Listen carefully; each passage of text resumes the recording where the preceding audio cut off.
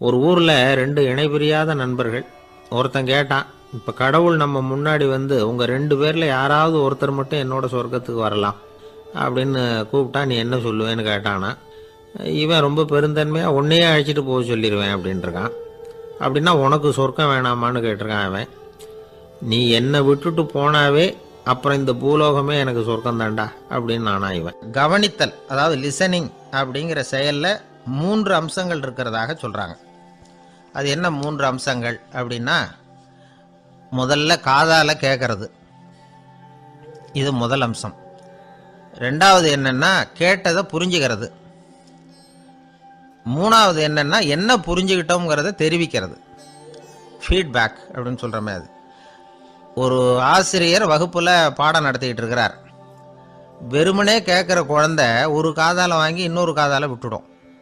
அதாவது கேட்குற குழந்தை அப்படி செய்யும். ஆனால் கவனிக்கிற குழந்தை கேட்டதை புரிஞ்சுக்கும். என்ன புரிஞ்சுக்கிட்டேன்னு கேட்டால் பதில் சொல்லும்.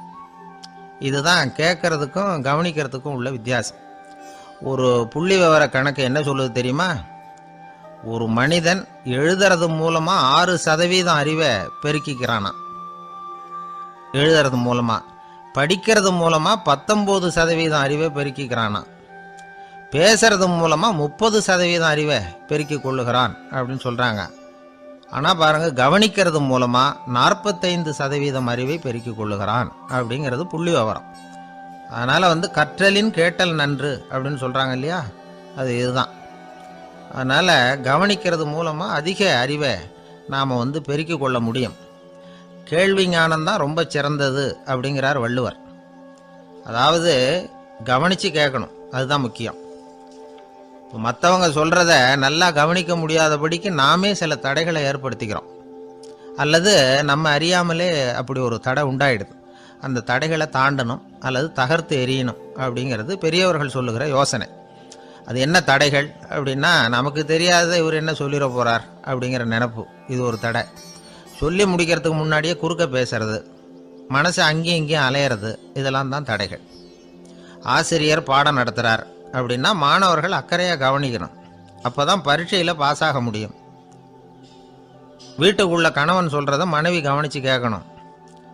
மனைவி சொல்கிறத கணவன் கவனித்து கேட்கணும், இல்லைன்னா குழப்பமாயிடும். ஒரு அம்மா கோயிலுக்கு போனாங்க. சேலையில் ஒரு முடிச்சு போட்டிருந்தாங்க. எதுக்கு சேலையில் முடிச்சு போட்டு வச்சுருக்குறீங்க அப்படின்னு கேட்டாங்க. எங்கள் வீட்டுக்காரர் ஒரு கடிதத்தை மறக்காமல் தபால் போட்டியில் போட்டுடணும்னு சொன்னார். ஞாபகத்துக்காக முடிச்சு போட்டு வச்சுருக்கிறேன் அப்படின்னாங்க. கடிதத்தை பெட்டியில் போட்டுட்டிங்களா அப்படின்னு கேட்டாங்க. அது எப்படிங்க முடியும், அவர் கடிதத்தை என்கிட்ட கொடுக்க மறந்துட்டாரே அப்படின்னாங்களாம். அதனால் மறக்கப்படாதுன்னு நினச்சிக்கிட்டே மறந்து விடுறது, இப்படி ஒரு வாழ்க்கை. அதனால் வாழ்க்கையில் நமக்கு இருக்கிறது செவிச்செல்வம் ரொம்ப முக்கியமானது. நிறைய கேட்கணும், சொல்கிறத விட கேட்கணும், கேட்கறத விட முக்கியம் கவனிக்கிறது. அப்படி கவனிக்கிறது மூலமாக நம்முடைய வாழ்க்கையில் வெற்றி பெறணும். அங்கே நபிகள் நாயகம் உட்கார்ந்துருக்கிறார். அந்த சமயம் அங்கே வர்றாங்க. அவங்க கையில் திராட்சை பழ கொத்து, அதை கொண்டுக்கிட்டு நபிகள் கிட்ட கொடுக்குறாங்க. சாப்பிடுங்க அப்படின்னு சொல்லி ரொம்ப அன்பாக வேண்டிக்கிறாங்க. நபிகள் நாயகமும் ரொம்ப பிரியமாக அதை வாங்கிக்கிட்டார். அதுக்கப்புறம் அதை சாப்பிட ஆரம்பித்தார். நபிகள் நாயகம் மதீனாவில் தங்கியிருந்தப்போ இது மாதிரி நிறைய பேர் பழங்களையும் தின்பண்டங்களையும் கொண்டுகிட்டு கொடுக்கறது வழக்கம். நபிகள் நாயகம் என்ன பண்ணுவார்னா, அதையெல்லாம் வாங்குவார். உடனே பக்கத்தில் இருக்கிற தோழர்கள் எல்லாருக்கும் பகிர்ந்து கொடுப்பார், தானும் சாப்பிடுவார். இதுதான் எப்போதும் வழக்கம். ஆனால் இந்த தடவை என்னாச்சு தெரியுமா, அவர் அப்படி பண்ணலை. ஒவ்வொரு பழமாக எடுத்து தானே சாப்பிட்டுக்கிட்டு இருக்கிறார். அவர் விருப்பமாக சாப்பிடுகிற காட்சியை ஆசை தீர பார்த்துக்கிட்டு இருந்தாங்க அந்த வயசான அம்மா, அந்த பழத்தை கொடுத்தவங்க. அவங்களுக்கு ரொம்ப மகிழ்ச்சியாக இருந்தது, மன நிறைவாக இருந்தது.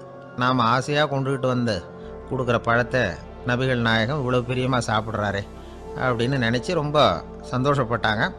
அதுக்கப்புறம் அங்கேருந்து அவங்க புறப்பட்டு போயிட்டாங்க. அந்த அம்மா போனதுக்கப்புறம் பக்கத்தில் இருந்த தோழர்கள் பேச ஆரம்பித்தாங்க. ஏன்னா அவங்களுக்கு சந்தேகம், இன்றைக்கி வித்தியாசமாக நடந்துக்கிட்டாரே அப்படின்னு. அண்ணலே, எது உங்களுக்கு வந்தாலும் எங்கள் எல்லாருக்கும் கொடுத்துட்டு தான் நீங்கள் சாப்பிடுவீங்க. இன்றைக்கி மட்டும் நீங்கள் அப்படி செய்யலையே, எல்லா பழத்தையும் நீங்களே சாப்பிட்டீங்களே அதுக்கு என்ன காரணம் அப்படின்னு கேட்டாங்க. இப்படி கேட்கறதுனால நாயகம் அதை தப்பாக புரிஞ்சுக்க மாட்டார் அப்படிங்கிறது அவங்களுக்கு தெரியும். யாரும் எதையும் அவர்கிட்ட கேட்கலாம், அப்படி கேட்கறதுக்கு உரிமை உண்டு. இந்த ஜனநாயக முறைகளுக்கு அவர்கள் கொடுத்த மரியாதை இது.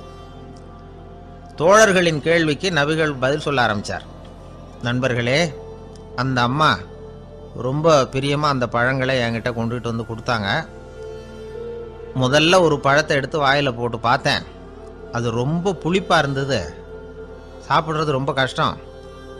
உங்ககிட்ட யாருக்காவது அதை கொடுத்துருந்தா அதில் வாயில் போட்டதும் புளிப்பு தாங்காமல் முகம் சுழிச்சிருப்பீங்க. அதை அந்த அம்மா பார்த்துட்டாங்கன்னா வருத்தப்பட்டிருப்பாங்க. ஆசையாக கொண்டுகிட்டு வந்து நமக்கு கொடுத்துருக்குறாங்க. அவங்க அன்பான மனசை நோகடிக்கிறதுக்கு நான் விருப்பப்படலை. அதனால் முகம் சுளிக்காமல் சாப்பிட்ணுமேங்கிறதுக்காகத்தான் அந்த பழங்கள் பூராவே நானே சாப்பிட்டுட்டேன் அப்படின்னு புன்முறுவலோட பதில் சொன்னாராம் நபிகள் நாயகம். இன்னொருத்தர் மனசு புண்படக்கூடாதுங்கிறதுக்காக புளிப்பையும் இனிப்பாக ஏற்றுக்கொள்ளுகிற பண்பாடு இருக்கு பாருங்க, அது ஒரு பெரிய நாகரிகம். அது எல்லாருக்கும் சுலபமாக வந்துடாது. நல்லா இருக்கிற பழத்தையே என்ன இவ்வளவு மோசமாக இருக்கேன்னு சொல்லுகிறவர்கள் தான் நம்மக்கிட்ட அதிகம். இந்த காலத்தில் இல்வாழ்க்கையில் இந்த நாகரிகத்தை சில பேர் கடைபிடிக்கிறது உண்டு. நல்லா இருக்கோ இல்லையோ முகம் சுளிக்காமல் சாப்பிட்ருவாங்க. ஏன்னு கேட்டால், எதுக்காக சார் வீண் வம்பு, ஏதோ நமக்குன்னு கொடுத்து வச்சது அவ்வளவுதான் அப்படின்னு நினச்சிக்கிட்டு போக வேண்டியது தானே அப்படிம்பாங்க. இவங்கெல்லாம் கூட ஒரு விதத்தில் பண்பாடு தெரிஞ்சவர்கள் தான். இப்போ ஒரு ஆள் ஊரெலாம் சுற்றி விட்டு கடைசியில் அழுத்து போய் ஒரு ஹோட்டலுக்குள்ளே நுழைஞ்சானான். ரொம்ப களைப்பாக இருந்தது அவனுக்கு. அதனால் ரொம்ப களைப்படைஞ்சு போய் ஒரு நாற்காலியில் போய் உட்காந்துருக்கிறான். இவனை பார்த்ததும் சர்வர் ஓடி வந்தார். சார், உங்களுக்கு என்ன வேணும்னு கேட்டார். எனக்கு தேவை 2 தோசையும் கொஞ்சம் அன்பான வார்த்தைகளும் அப்படின்னா. சர்வர் உள்ளே போனார். 2 தோசையை கொண்டாந்து வச்சார். அன்பான வார்த்தை கேட்டனே அப்படின்னா இவன். சர்வர் ரொம்ப பணிவாக குனிஞ்சி இவன் காதோரமாக சொன்னார், ஐயா, இந்த தோசையை சாப்பிட்றாதீங்க, புளிச்சு போன பழைய மாவு அப்படின்னார். இது பாருங்க, அன்பான வார்த்தையும் 2 தோசையும் கேட்டார், கொண்டாந்து கொடுத்துட்டார். இப்படி இருக்கிறவர்களும் இன்றைய மனிதர்களில் அதிகம். அதனால் மனிதர்கள் ஒவ்வொருத்தரும் ஒவ்வொரு விதம். நம்மக்கிட்ட பிரியமாக நடந்துகிறவர்கள் மனம் கோணும்படி நாம் நடந்து கொள்ளக்கூடாது அப்படிங்கிறது தான் நபிகள் நாயகம் அவருடைய செயல் மூலமாக நமக்கு உணர்த்தி இருக்கிற வாழ்வியல் உண்மை. கழுதிய நண்பர்கள் எங்கே போனாலும் சேர்ந்தே போவாங்க வருவாங்க. அப்போது அந்த கழுதை கொஞ்சம் கவலையோடு பேச ஆரம்பிச்சுதான். அதோ பாரு, அங்கே ஒரு புதர் தெரியுது இல்லையா, இந்த புதருக்குள்ளே ஒரு சிங்கம் இருக்குது. அந்த பக்கமாக நான் போகிறப்போ வர்றப்போலாம் அது என்கிட்ட வம்பு வளர்க்குது, தகராறு செய்யுது, என் மேலே பாயுது, என்னை தாக்குது, ஏன்னு தெரியல அப்படின்னுது. இதை கேட்டதும் அந்த குரங்கு சொல்லிச்சு, இனிமேல் கவலைப்படாத, இந்த தடவை நான் உன்னை காப்பாற்றுறேன்னுது. அதுக்கப்புறம் ஒரு நாள் அந்த குரங்கும் கழுதியும் அந்த புதர் பக்கமாக போய்கிட்டு இருந்தாங்க. எதிர்பார்த்தது மாதிரியே நடந்தது. அந்த சிங்கம் எதிரில் வந்தது, கழுதியை பார்த்தது, உடனே அது மேலே பாய ஆரம்பிச்சுட்டுது. அவ்வளவுதான். உடனே இந்த குரங்கு என்ன பண்ணிச்சு தெரியுமா, கிடுகிடுன்னு ஒரு மரத்து மேலே ஏறி உட்காந்துக்கிட்டுது. அங்கே உட்காந்துக்கிட்டு கீழே அந்த கழுதையும் சிங்கமும் போடுற சண்டையை வேடிக்கை பார்க்க ஆரம்பிச்சுட்டுது. கொஞ்ச நேரம் கழித்து அடிபட்ட காயத்தோடு அந்த கழுதை மெதுவாக நடந்து வந்தது.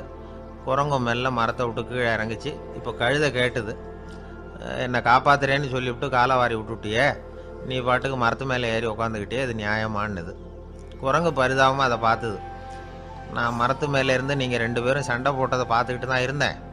உன்னோட சத்தம் தான் அதிகமாக இருந்தது, அது நீ சிரிக்கிற மாதிரி எனக்கு கேட்டுது. அதனால் நீ தான் ஜெயிச்சுக்கிட்டு இருக்க போல இருக்கு அப்படின்னு நினச்சுட்டேன்னு.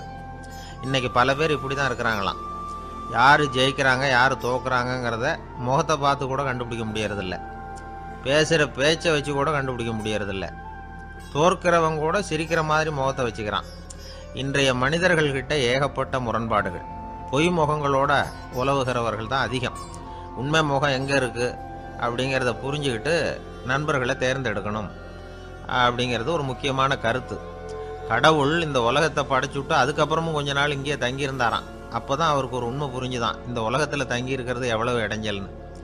தினமும் மனிதர்கள் தேடி வந்து ஏதாவது புகார் சொல்லிக்கிட்டே இருந்தாங்களாம். எனக்கு அது வேணும் இது வேணும்னு கேட்டுக்கிட்டே இருந்தாங்களாம். சில பேர் வந்தாங்க, நாங்கள் வந்து விவசாயம் பண்ணுறோம், தண்ணி இல்லாமல் பயிர் காயுது, எங்களுக்கு மழை வேணும் அப்படின்னாங்க. அவங்க போனதும் அதுக்கப்புறம் சில பேர் வந்தாங்க, நாங்கள் வந்து மண்பானை செய்கிறவங்க நிறைய பானை செஞ்சு வச்சுருக்குறோம், மழை பெஞ்சால் எல்லாம் கரைஞ்சி வீணாக போயிடும், அதனால் இன்றைக்கி மழை பெய்யக்கூடாதுன்னாங்க. கடவுள் பார்த்தார், அவருக்கு என்ன பண்ணுறதுன்னே தெரியல, ஏகப்பட்ட குழப்பம், தலையை பிச்சுக்கலாம் போல் இருந்தது, கிட்டத்தட்ட பைத்தியம் பிடிக்கிற அளவுக்கு ஆயிட்டுது. எல்லாருடைய ஆசைகளையும் அவரால் நிறைவேற்ற முடியல, ஏன்னா ஒன்றுக்கு ஒன்று முரண்பாடாக இருந்தது. ஒரு நாள் தன்னுடைய அமைச்சரவையை கூட்டி ஆலோசனை கேட்டார். என்ன செய்யலாம்னு சொல்லுங்கன்னார். இது என்ன பிரமாதம், பேசாமல் இமயமலை அடிவாரத்தில் போய் உட்காந்துங்க, யாரும் தொந்தரவு பண்ண மாட்டாங்கன்னாங்க. அங்கேயும் மனிதர்கள் வர ஆரம்பிச்சுருவாங்களேன்னார் கடவுள். சரி அப்படின்னா சந்திரனில் போயிருந்துக்கலாமேன்னாங்க. அங்கேயும் மனுஷன் குடி வர போகிறான் அப்படின்னார் கடவுள். வெகு தூரத்துக்கு அப்பால் உள்ள நட்சத்திர மண்டலத்துக்கு போயிடலான்னாங்க. இதெல்லாம் நிரந்தர தீர்வாகாது, நிரந்தரமாக இந்த மனிதனுடைய தொல்லையிலேருந்து நான் விடுபடணும், அதுக்கு ஏதாவது வழி சொல்லுங்கன்னார் கடவுள். ஒரு வயசான ஆள் வந்தார். கடவுளுக்கு காதோட காதாக ஒரு வழியை சொன்னார். கடவுளுக்கு முகம் மலர்ந்தது. அதுதான் சரி, அப்படியே செஞ்சுடலான்னார். அந்த ஆள் சொன்ன ரகசியம் என்ன தெரியுமா? மனிதனால் அடைய முடியாத ஒரு இடம் இருக்குது, அது வேற எங்கேயும் இல்லை, அவனுக்கு உள்ளே இருக்குது, அங்கே போய் மறைஞ்சுங்க, அதுக்கப்புறம் மனிதர்களால் உங்களுக்கு தொந்தரவு இருக்காதுன்னார். மனிதன் நினைக்காத இடம் அதுதான். அதாவது உள்ளுக்குள்ளே இருக்கிற உண்மையை புரிஞ்சிக்காம வெளியில் எங்கேயோ அது இருக்கிறதாக நினச்சி வரட்டிக்கிட்டு அலையிறான் மனுஷன். உள்ளே இருக்கிற உண்மை புரிஞ்சா நாம் தன்னம்பிக்கையோடு தலை நிமிர்ந்து வாழலாம். வேடிக்கையாக ஒரு கதை சொல்லுவாங்க. இதை பாருங்கள், நம்ம பையன் எங்கே பணம் வச்சாலும் எடுத்து விட்றான், என்ன பண்ணுறதுன்னாங்க அம்மா. அப்பா கொஞ்சம் நேரம் யோசனை பண்ணார். அதுக்கப்புறம் சொன்னார், அவன் கண்ணில் படாத இடமா நம்ம வீட்டில் இருக்கிறது ஒரே இடம்தான், அங்கே பணத்தை வை திருட்டு போகாதுன்னார். அது எந்த இடம்னு கேட்டாங்க. அதுதான் அவன் பாட புஸ்தகம், அதில் வச்சிரு, அவன் தொடவே மாட்டான். பாட புத்தகத்தை தொடாமல் பரீட்சையில் வெற்றி பெற முடியாது அப்படிங்கிறத புரிஞ்சுக்கணும். உள்ளே இருக்கிற உண்மையை தொடாமல் வாழ்க்கையில் வெற்றி பெற முடியாது. அதனால் உண்மையை புரிஞ்சுக்கிட்டா வாழ்க்கையில் வெற்றி நிச்சயம். அவனுக்கு வயசாயிட்டுது, இந்த கவலை பயம் எல்லாமும் அதிகமாயிட்டுது. மரண பயம், ராத்திரியில் சரியாக தூங்க முடியல, இப்படி ஆயிட்டுது நிலைமை. அந்த அரசன் ஏற்கனவே எப்படின்னா போர்க்களங்களில் எத்தனையோ பேரை ஓட ஓட விரட்டி இருக்கிறான். இருந்தாலும் இப்போ அந்த துணிச்சல்லாம் எங்கேயோ போயிட்டுது. பேசாமல் படுத்துருக்கிறான். அப்படியே படுத்தாலும் தான் தூக்கம் வர மாட்டேங்குது.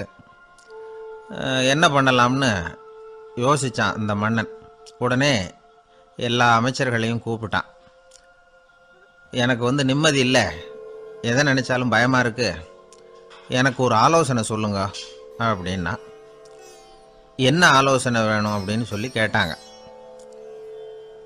எனக்கு ஒரு நெருக்கடியான சந்தர்ப்பம் ஏற்பட்டு போச்சுன்னு வச்சுக்கோங்க. அந்த நேரத்தில் நீங்கள் யாருமே என் பக்கத்தில் இல்லை ஆலோசனை சொல்கிறதுக்கு அப்படின்னா, அந்த சமயத்தில் எனக்கு உபயோகப்படுற மாதிரி ஒரு வாசகம், பொன்மொழி ஏதாவது சொல்லுங்கள். அதை நான் என்னுடைய வைர மோதிரத்துக்கு அடியில் பதிச்சு வச்சுக்கிறேன் அப்படின்னார். தேவைப்படுறப்போ உதவும் அப்படிங்கிறதுனால. அவர் போட்டிருந்த மோதிரமும் அதுக்கு தகுந்த மாதிரியே திறந்து மூடுறது மாதிரி அமைஞ்சிருந்தது. ஏதாவது வாசகம் எழுதுனா உள்ற வச்சுக்கலாம், அதுக்கான வசதி அதில் இருந்தது. அமைச்சர்கள்லாம் யோசனை பண்ணாங்க. இது மாதிரி ராஜா கேட்குறாரு, என்ன வாசகம், அதாவது பொன்மொழி சொல்லலாம் அப்படின்னு எல்லாரும் யோசனை பண்ணாங்க. ஒருத்தருக்குமே சரியாக தோணலை, ஒரே குழப்பமாக இருந்தது. ஏன்னா நெருக்கடியான சமயத்தில் உபயோகப்படுறது மாதிரி ஒரு பொன்மொழி வேணும்னு சொல்லியிருக்கிறார். அப்படி இப்படி யோசித்து பார்த்தா ஒன்றுமே தோணலை. எல்லாரும் குழம்பிக்கிட்டு இருந்த நேரத்தில் ஒரு பெரியவர் அந்த பக்கமாக வந்தார். அவர் சொன்னார், நான் வேணும்னா அதுக்கு பொருத்தமாக ஒரு வாக்கியம் சொல்கிறேன், ஆனால் ஒரு நிபந்தனை. அதை யாரும் ரொம்ப ஆர்வம் காரணமாக அவசரப்பட்டு படிச்சிடக்கூடாது. அதை ரகசியமாக அந்த மோதிரத்துக்குள்ளே எழுதி வச்சுக்கணும். எப்போவாவது இக்கட்டில் மாட்டிக்கிற சமயத்தில் மட்டும் வேறு வழியே இல்லை அப்படிங்கிற நிலைமையில் மட்டும்தான் அதை திறந்து பார்க்கணும். அப்படி நீங்கள் இருக்கிறதா இருந்தால் நான் அதை சொல்கிறேன் அப்படின்னார் அந்த பெரியவர். சரின்னு ஒத்துக்கிட்டாங்க எல்லாரும். அதே மாதிரி அவர் ஒரு வாக்கியத்தை சொன்னார். அவர் சொன்ன வாக்கியத்தை ரகசியமாக மோதிரத்துக்குள்ளே பதிச்சு மூடியாச்சு. ராஜா அதை விரலில் மாட்டிக்கிட்டார். கொஞ்ச நாள் ஆச்சு. அந்த ராஜாவுக்கு ஒரு சோதனை வந்தது. என்ன சோதனைன்னா, அடுத்த நாட்டு மன்னன் படையெடுத்துக்கிட்டு வந்துட்டான். அவன் இவர்கிட்ட ஏற்கனவே தோற்று போனவன், ஒரு வெறியில் வந்திருக்கிறான். தோற்று போனவன் மறுபடியும் சண்டைக்கு வந்தால் எப்படி வருவானோ அப்படி வர்றான். ஒரு வெறியில் வந்தான், ஜெயிச்சுட்டான். என்னாச்சு இவரோட நிலைமைன்னா, நாட்டை இழந்துட்டார், எல்லாத்தையும் இழந்துட்டார். கடைசியாக ஒரு அடிபட்ட குதிரையில் ஏறி தப்பிச்சு போயிட்டார், வேற வழி இல்லைன்னு. பின்னாடி துரத்திக்கிட்டு வராங்க. இவர் ஒரு மலை உச்சிக்கு போயிட்டார். அதுக்கும் அப்பால் போக முடியாது, ஏன்னா அந்த பக்கம் பயங்கர பள்ளம். உல்லாச பயணிகள் வந்து கண்டு கழிக்கிற இடம் அது. ஆனால் இவருக்கு அது சாவு பயணத்தின் வாசல், திரும்பவும் முடியாது. அவ்வளவு குறுகிய பாதை அது, வேற வழியே இல்லை. இந்த நேரம் சூரிய ஒளி மோதிரத்தில் பட்டு மின்னிச்சு. உடனே இவருக்கு ஞாபகம் வந்தது. மோதிரத்தை திறந்து படிக்கிறார். அதில் இருந்த வாசகம், இந்த நிலையும் மாறிவிடும், this too will pass away. அவருக்கு ஒரு தைரியம் வந்தது. பின்னாடி வந்தவங்களும் திசை மாதிரி வேற எங்கேயோ தேடி போயிட்டாங்க. அவங்க விரட்டிக்கிட்டு வரலன்னா இவ்வளவு அழகான ஒரு இடம் இருக்கிறதே எனக்கு தெரியாமல் போயிருக்குமேன்னு நினைச்சார். இவ்வளவு அழகை ரசிக்கிறதுக்காக ஒரு நாட்டையே கூட இழக்கலாம்னு தோணுச்சு அவருக்கு. அமைதியாக அந்த அழகை ரசித்தார். எதிரிகள்லாம் எங்கேயோ போயிட்டாங்க. மன்னர் நாடு திரும்பினார். மறுபடியும் படைகளை திரட்டினார். கொஞ்ச நாளில் படை எடுத்துக்கிட்டு போனார். யாருக்கிட்ட தோற்று போனாரோ அவரையே வெற்றி கண்டு திரும்பி வர்றார். வரவேற்பு விழா பிரமாவப்படுது. ஆடல் பாடல் கோலாகலம். இதை பார்த்தது அந்த ராஜாவுக்கு தலைகால புரியல. நம்மளை இனிமேல் யாராலையும் ஜெயிக்க முடியாதுன்னு நினைச்சார். அகம்பாவம் லேசாக எட்டி பார்த்தது. இப்போ மறுபடியும் சூரிய ஒளிப்பட்டு மோதிரம் மின்னிச்சு. அதை திறந்து மறுபடியும் படிக்கிறார். இந்த நிலைமையும் மாறிவிடும், this too will pass away. அவ்வளவுதான். அவர் மனசு அடங்க ஆரம்பிச்சுட்டுது. ஆணவம் போயிட்டுது. இதிலேருந்து நாம் தெரிஞ்சுக்க வேண்டியது என்னென்னா, எந்த சூழ்நிலையிலையும் நாம் கவலைப்பட வேண்டியதில்லை. ஏன்னா இங்கே எதுவுமே நிரந்தரம் இல்லை. அந்த ராஜா மாதிரியே நம்ம ஆள் ஒருத்தன் ஒரு மோதிரம் போட்டிருந்தான். அதுக்குள்ளே அவன் எழுதி வச்சிருந்த வாசகம், எதுக்கும் கவலைப்படாதே அப்படிங்கிறது தான். ஒரு நாள் பயங்கரமான கவலையோடு உட்காந்துருந்தான். பக்கத்தில் இருந்தவங்க சொன்னாங்க, இது மாதிரி சந்தர்ப்பத்தில் தான் நீ உன் மோதிரத்தை திறந்து பார்க்கணும்னாங்க. இவனுக்கு கவலையோடு எரிச்சலும் சேர்ந்துக்கிட்டது. அது எப்படி முடியும், இப்போ திருட்டு போனது என்னோட அந்த மோதிரம் தானே அப்படின்னு சொல்லிவிட்டு தலையில் கை வச்சுட்டு உட்காந்துட்டான். இப்படிலாம் சொல்கிறது உண்டு. இருந்தாலும் நாம் எந்த சூழ்நிலையிலையும் கவலைப்பட வேண்டியதில்லை அப்படிங்கிற உண்மையை புரிஞ்சுக்கணும். அப்படி கவலையை வெல்றதுக்கான வழி தெரிஞ்சுட்டதுன்னா வாழ்க்கையில் வெற்றி நிச்சயம். உங்கள் பையன் எப்படி சார் இருக்கான் அப்படின்னு விசாரித்தார் ஒருத்தர். அவன் என்ன சார், எதை சொன்னாலும் காதில் வாங்க மாட்டேங்கிறான், அவன் பாட்டுக்கு போகிறான் வர்றான் அப்படின்னு சொல்லி அழுத்துக்கிட்டார் அப்பா. பெரியவங்க சொல்கிறத சின்ன பிள்ளைங்க கேட்கறது இல்லைங்கிறது ஒரு குறை. பெரியவங்க சொல்கிறது சின்ன பிள்ளைங்க காதலையே விழறது இல்லைங்கிறது ஒரு குறை. இது கொஞ்சம் சீரியஸான விஷயம், கவனித்து பார்க்கணும். ஒரு குழந்தைக்கு காது சரியாக கேட்குதா இல்லையா அப்படிங்கிறத நாம தான் கவனித்து பார்த்து கண்டுபிடிக்கணும். அதுவாக நம்மக்கிட்ட தவழ்ந்து அப்பா எனக்கு காது கேட்கல, அழைச்சிட்டு போங்க டாக்டர்கிட்ட அப்படின்னுலாம் சொல்லிகிட்டு இருக்காது. அது சரி, ஒரு குழந்தைக்கு காது சரிவர கேட்குதா இல்லையா அப்படிங்கிறத முன்கூட்டியே நாம் தெரிஞ்சுக்கிறது எப்படி?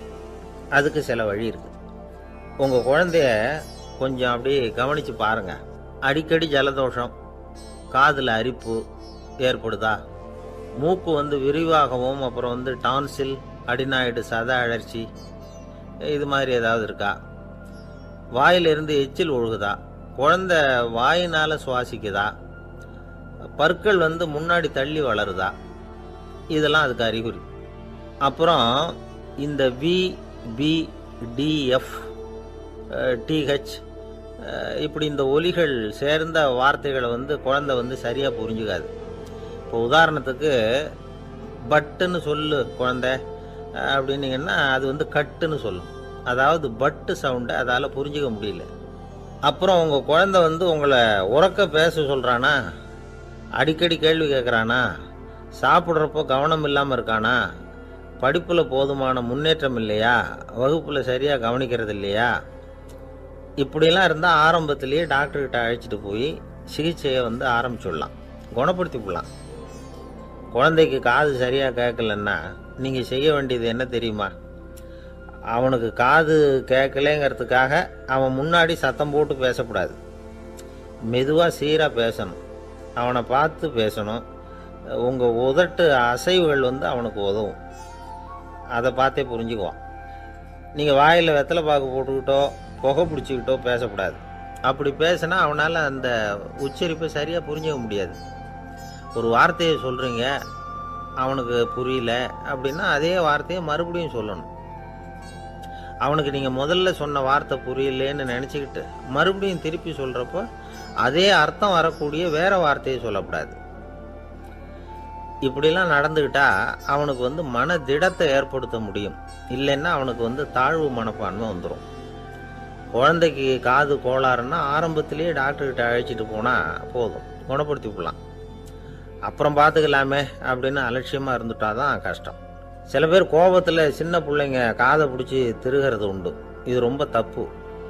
காது கையோடு வந்துட்டா என்ன பண்ணுறது? ஒரு வேடிக்கை கதை, அது கதை தான், நிஜமாக நடந்தது இல்லை. அது மாதிரி நடக்கவும் நடக்காது.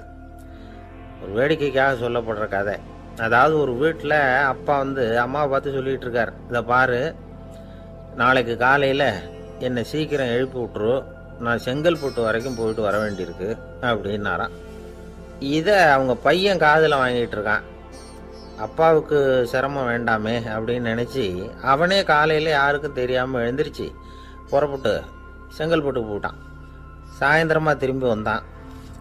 அப்பா பையனை காணாமல் அலமோதிக்கிட்டு இருக்கிறார்.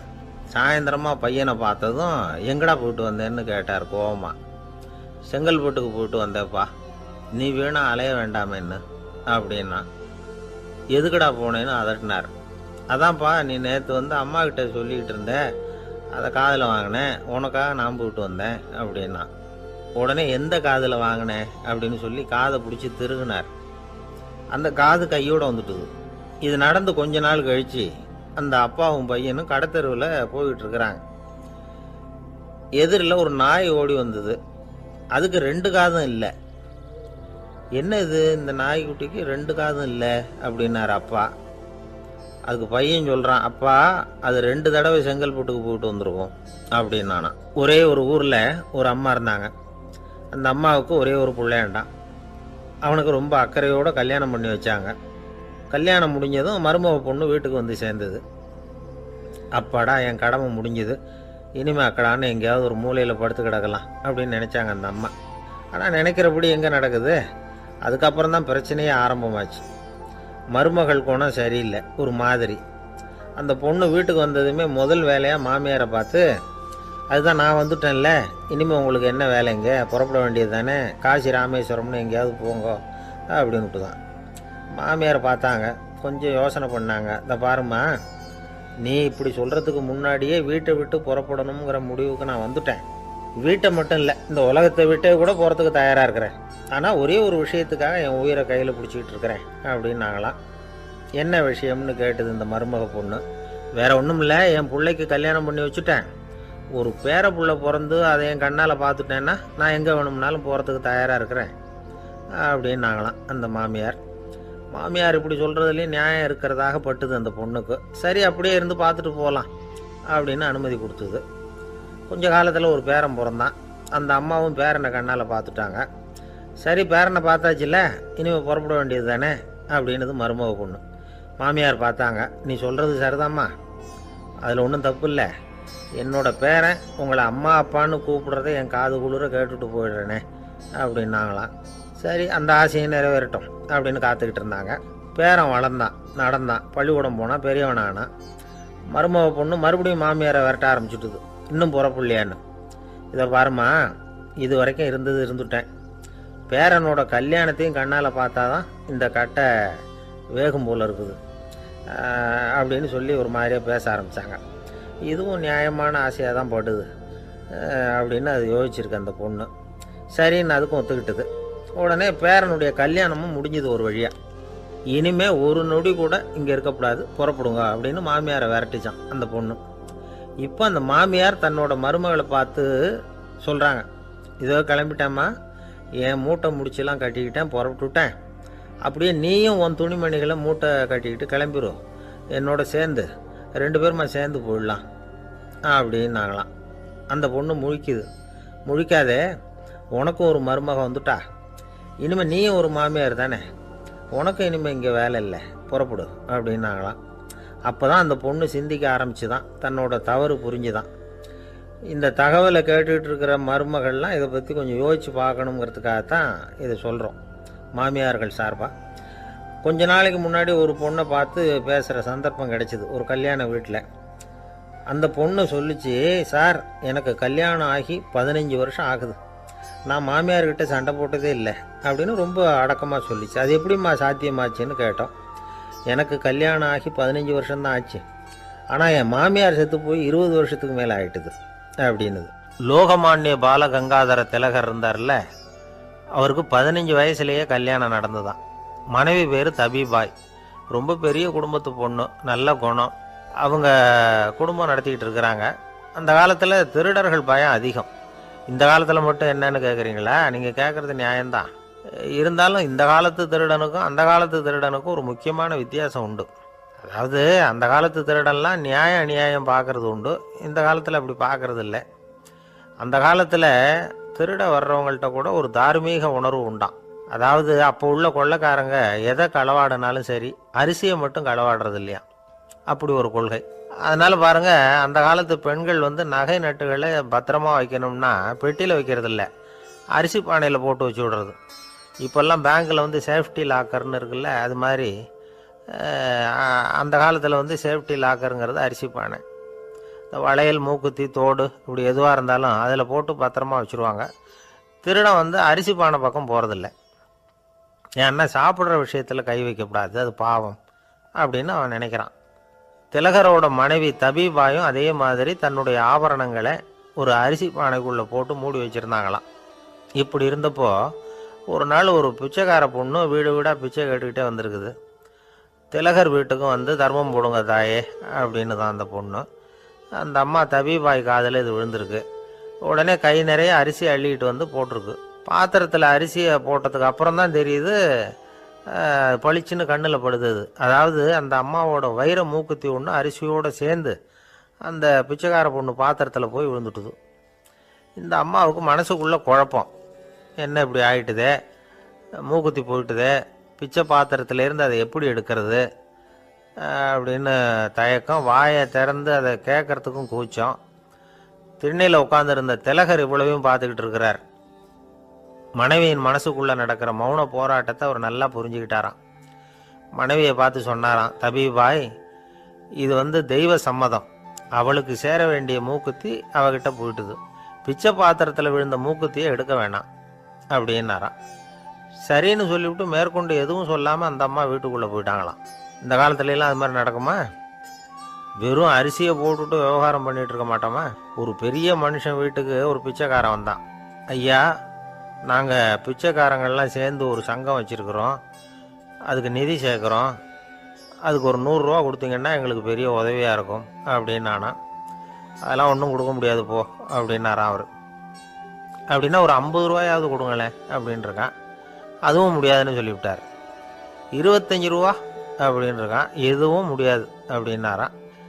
சரிங்க, இவ்வளவு பெரிய வீட்டுக்கு வெறுங்கையோடு திரும்புறது நல்லா இருக்காது, அதனால சும்மா ஒரு 1 ரூபா மட்டுமாவது கொடுங்க அப்படின்ட்டுருக்கான் அவன். 1 பைசா கூட என்கிட்ட கிடையாது அப்படின்னு விட்டாரான் இவர். அப்படின்னா நீங்கள் ஒரு காரியம் பண்ணுங்களேன் அப்படின்னானா அவன். என்ன செய்யணும் அப்படின்ட்டுருக்கார். எங்கள் சங்கத்தில் நீங்களும் ஒரு மெம்பராக சேர்ந்துருங்க அப்படின்னானா. காஞ்சிபுரத்தில் பல்லவ ராஜா ஒரு கோவில் கட்டினார், கைலாசநாதர் கோவில். அதுக்கு கும்பாபிஷேகம் பண்ணுறதுக்கு ஒரு நாள் குறிப்பிட்டு அதுக்கு வேண்டிய ஏற்பாடுகள்லாம் பண்ணினார். முதல் காரியமாக கடவுளை வேண்டிக்கிட்டார், நீங்கள் இந்த கும்பாபிஷேகத்துக்கு நேரில் கலந்துக்கணும்னார். கடவுள் அந்த ராஜா கனவுல வந்தார். நீ கும்பாபிஷேகம் வச்சிருக்கிற அதே நாளில் அதே நேரத்தில் எனக்கு இன்னொரு ஊரில் ஒரு கும்பாபிஷேகம் இருக்குது, அதுக்கு போக வேண்டியிருக்கு. அதாவது திருநின்ற ஊரில் என்னுடைய பக்தர் ஒருத்தர், அவரும் ஒரு கோயில் கட்டி கும்பாபிஷேகம் செய்கிறார், நான் அதுக்கு போக வேண்டியிருக்கு, அதனால் உன்னுடைய தேதியை நீ மாற்றி வச்சுக்கோ அப்படின்னார். கடவுள் தான் எங்கேயும் இருக்கிறவராச்சே, அவர் நினச்சா 2 இடத்துலையும் இருந்து கோயில் கும்பாபிஷேகத்தை நடத்த முடியாதா? ஏன் அப்படி செய்யலை? அது ஒரு முக்கியமான காரணத்துக்காகத்தான். திருநின்ற ஊரில் இருந்த பூசலாருங்கிற அந்த அடியாரின் பெருமையை இந்த உலகத்துக்கு எடுத்து காட்டணுங்கிறதுக்காகத்தான் கடவுள் அந்த ராஜா கிட்ட அப்படி சொன்னார். சரி, அந்த அடியார் அப்படி என்னதான் பெருசாக கோயில் கட்டி விட்டார்? ராஜா கட்டின கோயிலை விட பெருசா? அவர் கட்டினது கருங்கல்லாலேயோ மண்ணாலேயோ மரத்தாலேயோ இல்லை. அவர் கட்டின கோயில் வேற மாதிரி. அது மனசால கட்டின கோயில், மனசுக்குள்ளே இருக்கிற கோவில், மனக்கோவில். அந்த அடியார் தன்னோட மனசுக்குள்ளே மாசக்கணக்காக ஒவ்வொரு கல்லாக சேர்த்து கட்டின கோவில். இந்த விஷயம் ராஜாவுக்கு தெரியாது. அவர் என்ன நினச்சுட்டாரு, அது நாம் கட்டின கற்கோயிலை விட ரொம்ப பெருசாக இருக்கும் போல இருக்கு அப்படின்னு நினச்சிட்டாரு. சரி, அப்பேற்பட்ட அந்த கோயிலை தரிசனம் பண்ணிவிட்டு வருவோம் அப்படின்னு நினச்சி ராஜா திருநின்ற ஊருக்கு போகிறார். அங்கே போய் பார்த்தா கோயிலையும் காணும், ஒன்றையும் காணும். கடைசியில் பூசலார் கட்டின மனக்கோவில் தான் அதுங்கிறத அவர் புரிஞ்சுக்கிறார். உடனே அந்த அடியாரின் காலில் விழுந்து வணங்குறார். அவரோ, இது மனசால முயன்ற கோவில், இதுக்கு இத்தனை பெருமையா அப்படின்னு ஆச்சரியப்படுறார். இதில் ஆச்சரியப்படுறதுக்கு ஒன்றும் இல்லை. ஆண்டவன் விரும்புறது அகபக்தியை தவிர புற தோற்றங்களே அல்ல. இதை நாம் புரிஞ்சுக்கிட்டோம்னா நமக்குள்ள எந்த வேறுபாடுகளும் வர்றதுக்கு வழியே இல்லை. இன்னொரு ராஜா இருந்தார். அவர் ஆண்டவனுக்கு படைக்கிறதுக்காக ஒரு தார் நல்ல செவ்வாழை பழமாக எடுத்துக்கிட்டு போகணும்னு நினச்சார். அதனால் முத நாளே அதை வாங்கிட்டு வர சொன்னார் வேலைக்காரங்கிட்ட. வேலைக்காரன் போனால் கடைத்தெருவில் ஒரு தார் பழம் வாங்கினான். வர்ற வழியில் அவன் குடிசை. அப்படியே எட்டி பார்த்துட்டு போவோமேன்னு நினச்சான். போனான். அங்கே இவனோட குழந்தை பாவம் பசியால் கத்திக்கிட்டு இருக்கு. இவன் பார்த்தான், இவ்வளவு பெரிய தாரில் ஒரு 2 பழம் எடுத்தா தெரியவா போகுது அப்படின்னு நினச்சி ஒரு 2 பழத்தை பிச்சு அந்த குழந்தைகிட்ட கொடுத்தான். அது அதை வாங்கி வயிறார சாப்பிட்டுது. பசி அடங்குச்சு. விளையாட போயிட்டுது. இவன் அதுக்கப்புறம் வாழைப்பழத்தை எடுத்துக்கிட்டு அரண்மனைக்கு வந்தான். 2 பழம் பிச்சிருக்கிறது ராஜாவுக்கு தெரிஞ்சு போச்சு. இவன் உண்மையை சொல்லிவிட்டான். உடனே ராஜா, கடவுளுக்கு படைக்க வேண்டிய பொருளை குழந்தை வந்து எச்சில் பண்ண விட்டுருக்கியே அப்படின்னு சொல்லி அவனை கட்டி வச்சு சாட்டையால் அடித்தார். பாவம்.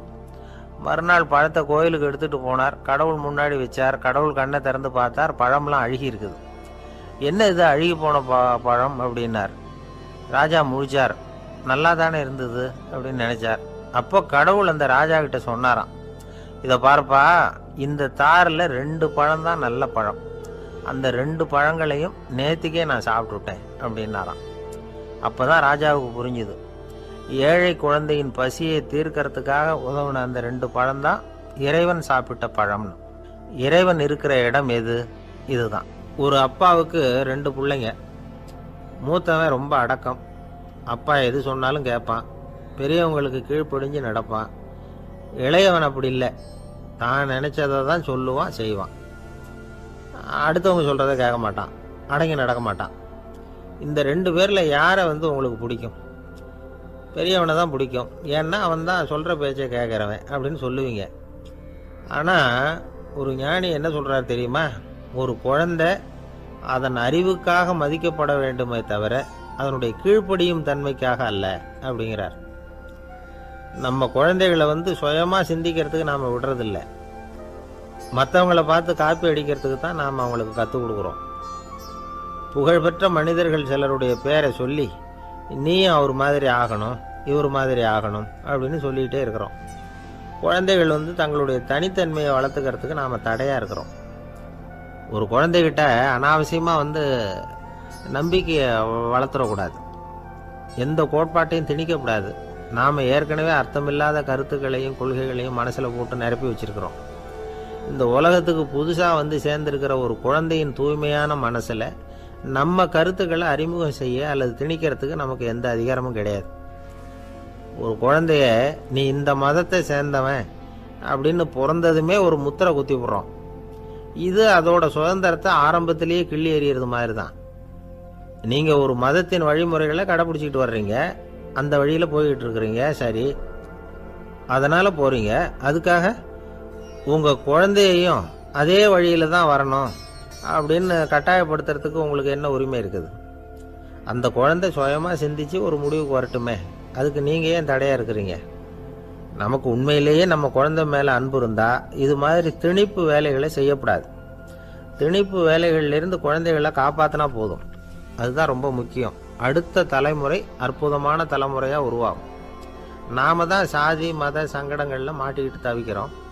அவங்களாவது சாதி மத வேறுபாடு இல்லாத சமுதாயத்தை பார்க்கட்டுமே, அந்த சௌகரியங்களை அனுபவிக்கட்டுமே. அதுக்கு நாம் என்ன செய்யணும்னா ஒன்றும் செய்யாமல் இருந்தால் போதும். ஒரு குழந்தைகிட்ட நம்ம கருத்தை திணிக்கும் பொழுது என்ன ஆகுது தெரியுமா? அது வந்து அவனை அவங்ககிட்ட இருந்தே அப்புறப்படுத்தி விடுது. அவனுடைய தனித்தன்மையை அழிச்சுடுது. அவனை ஒரு எல்லைக்குள்ளே திணிச்சுடுது. இதெல்லாம் அன்புங்கிற பேரால் பெற்றோர்கள் செய்கிற தப்பு.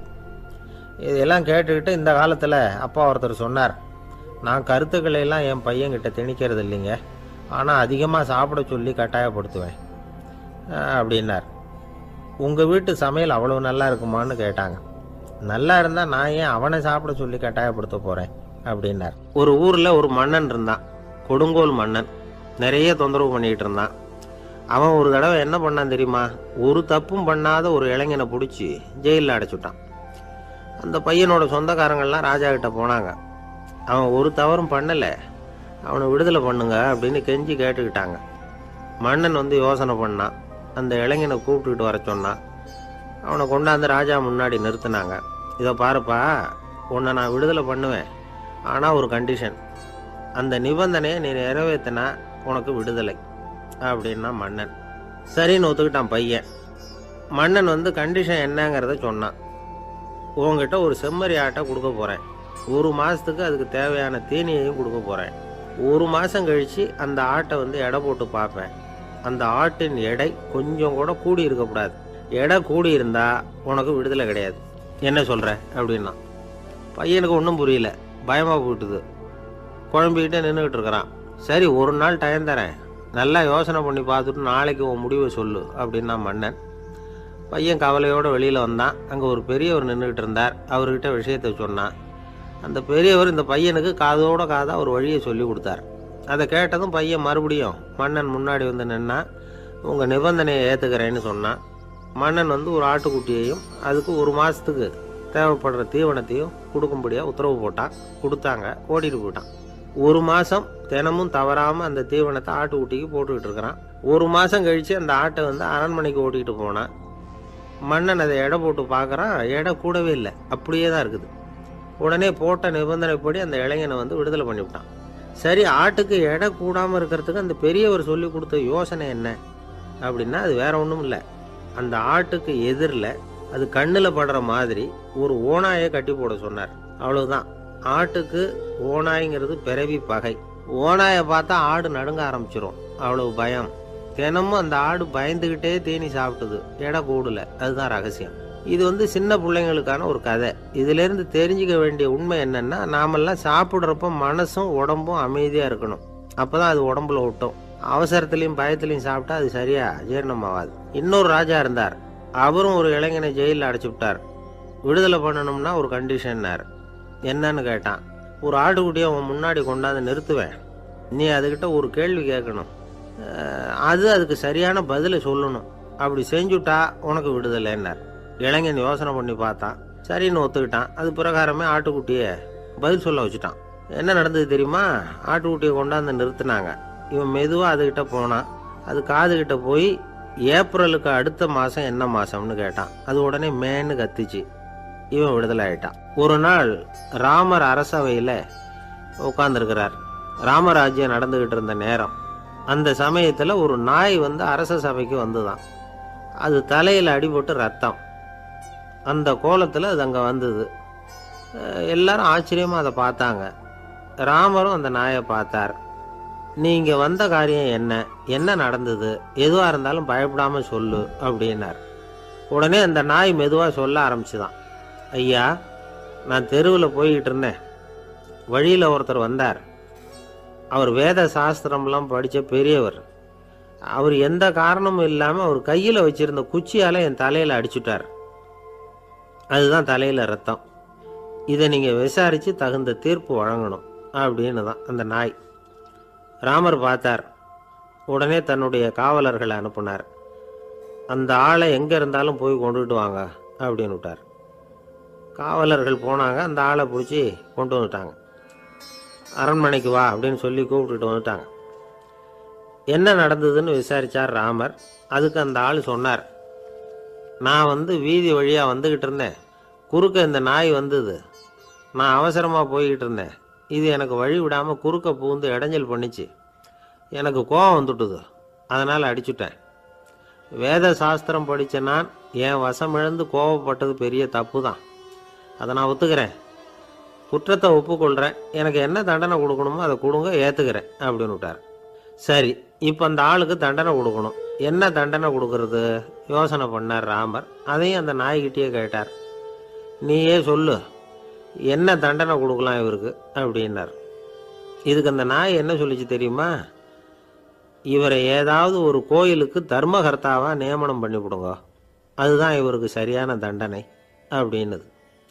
இதை கேட்டதும் ராமர் முகத்தில் புன்னகை. ஆனால் அங்கே இருந்த மற்றவங்களுக்கெல்லாம் ஆச்சரியம்.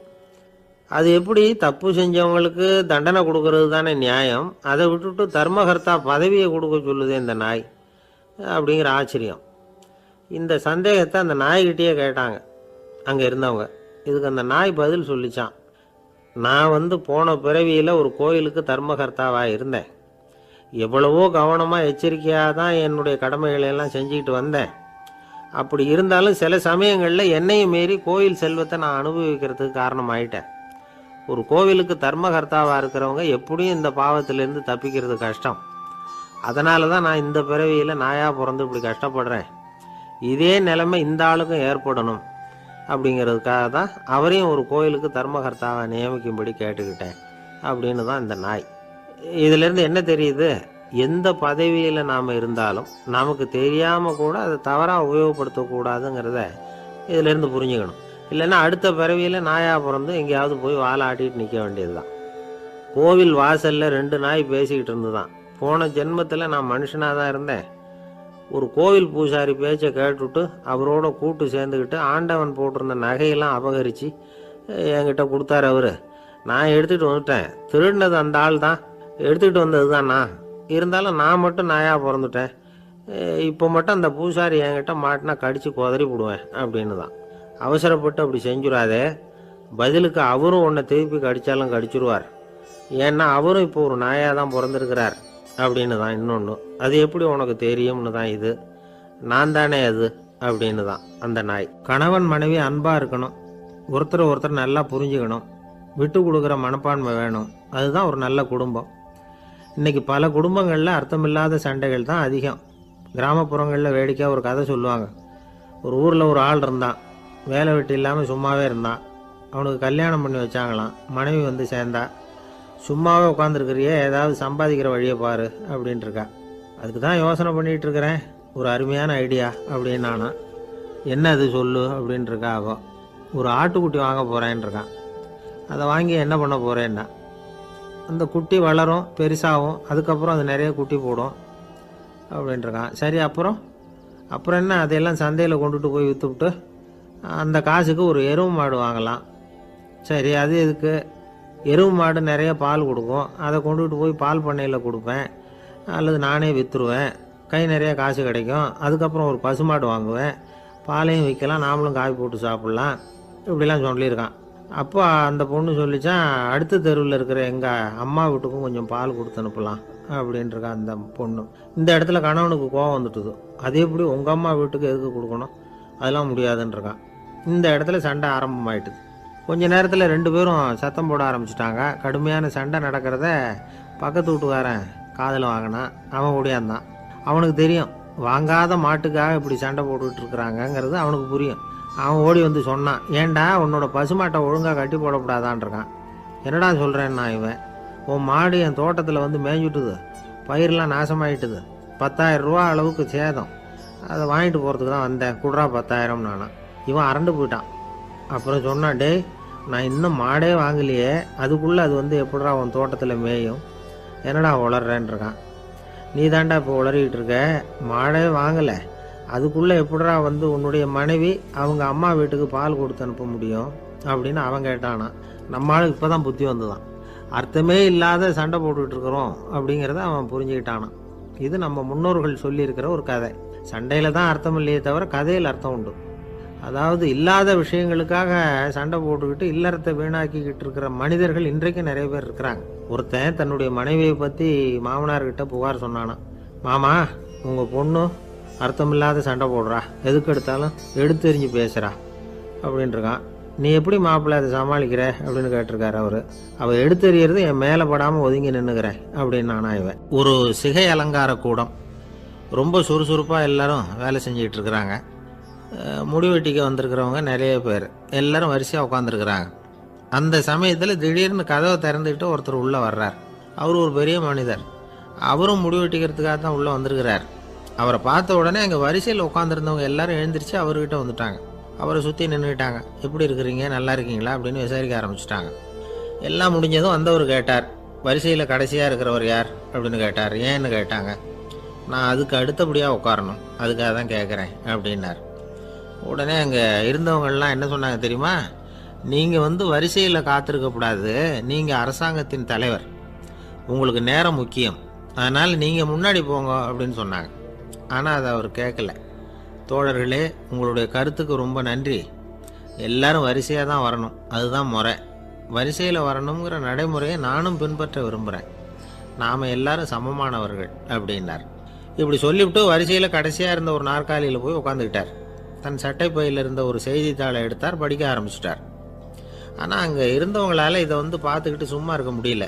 ஒருத்தர் எழுந்திரிச்சு வந்தார். ஐயா, இப்போ என்னுடைய முறை வந்திருக்குது, நான் தான் போக வேண்டிய முறை.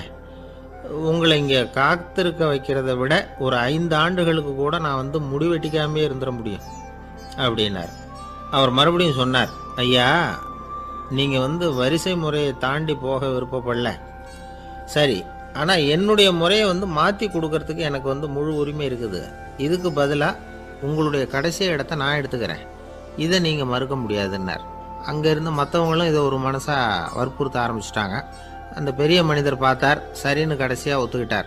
அவர் யார் தெரியுமா? அவர் தான் மாவீரர் லெனின். ரஷ்யாவில் கிரெம்ளின் சிகை அலங்கார கூடத்தில் தான் இது நடந்தது. எல்லாரும் இந்நாட்டு மன்னர்கள்னு வாயளவில் பேசுகிறதுல என்ன பிரயோஜனம்? நாம் எல்லாரும் சமங்கிறத நடைமுறையில் கடைப்பிடிச்சி காட்டினவங்க கொஞ்சம் பேர் தான்.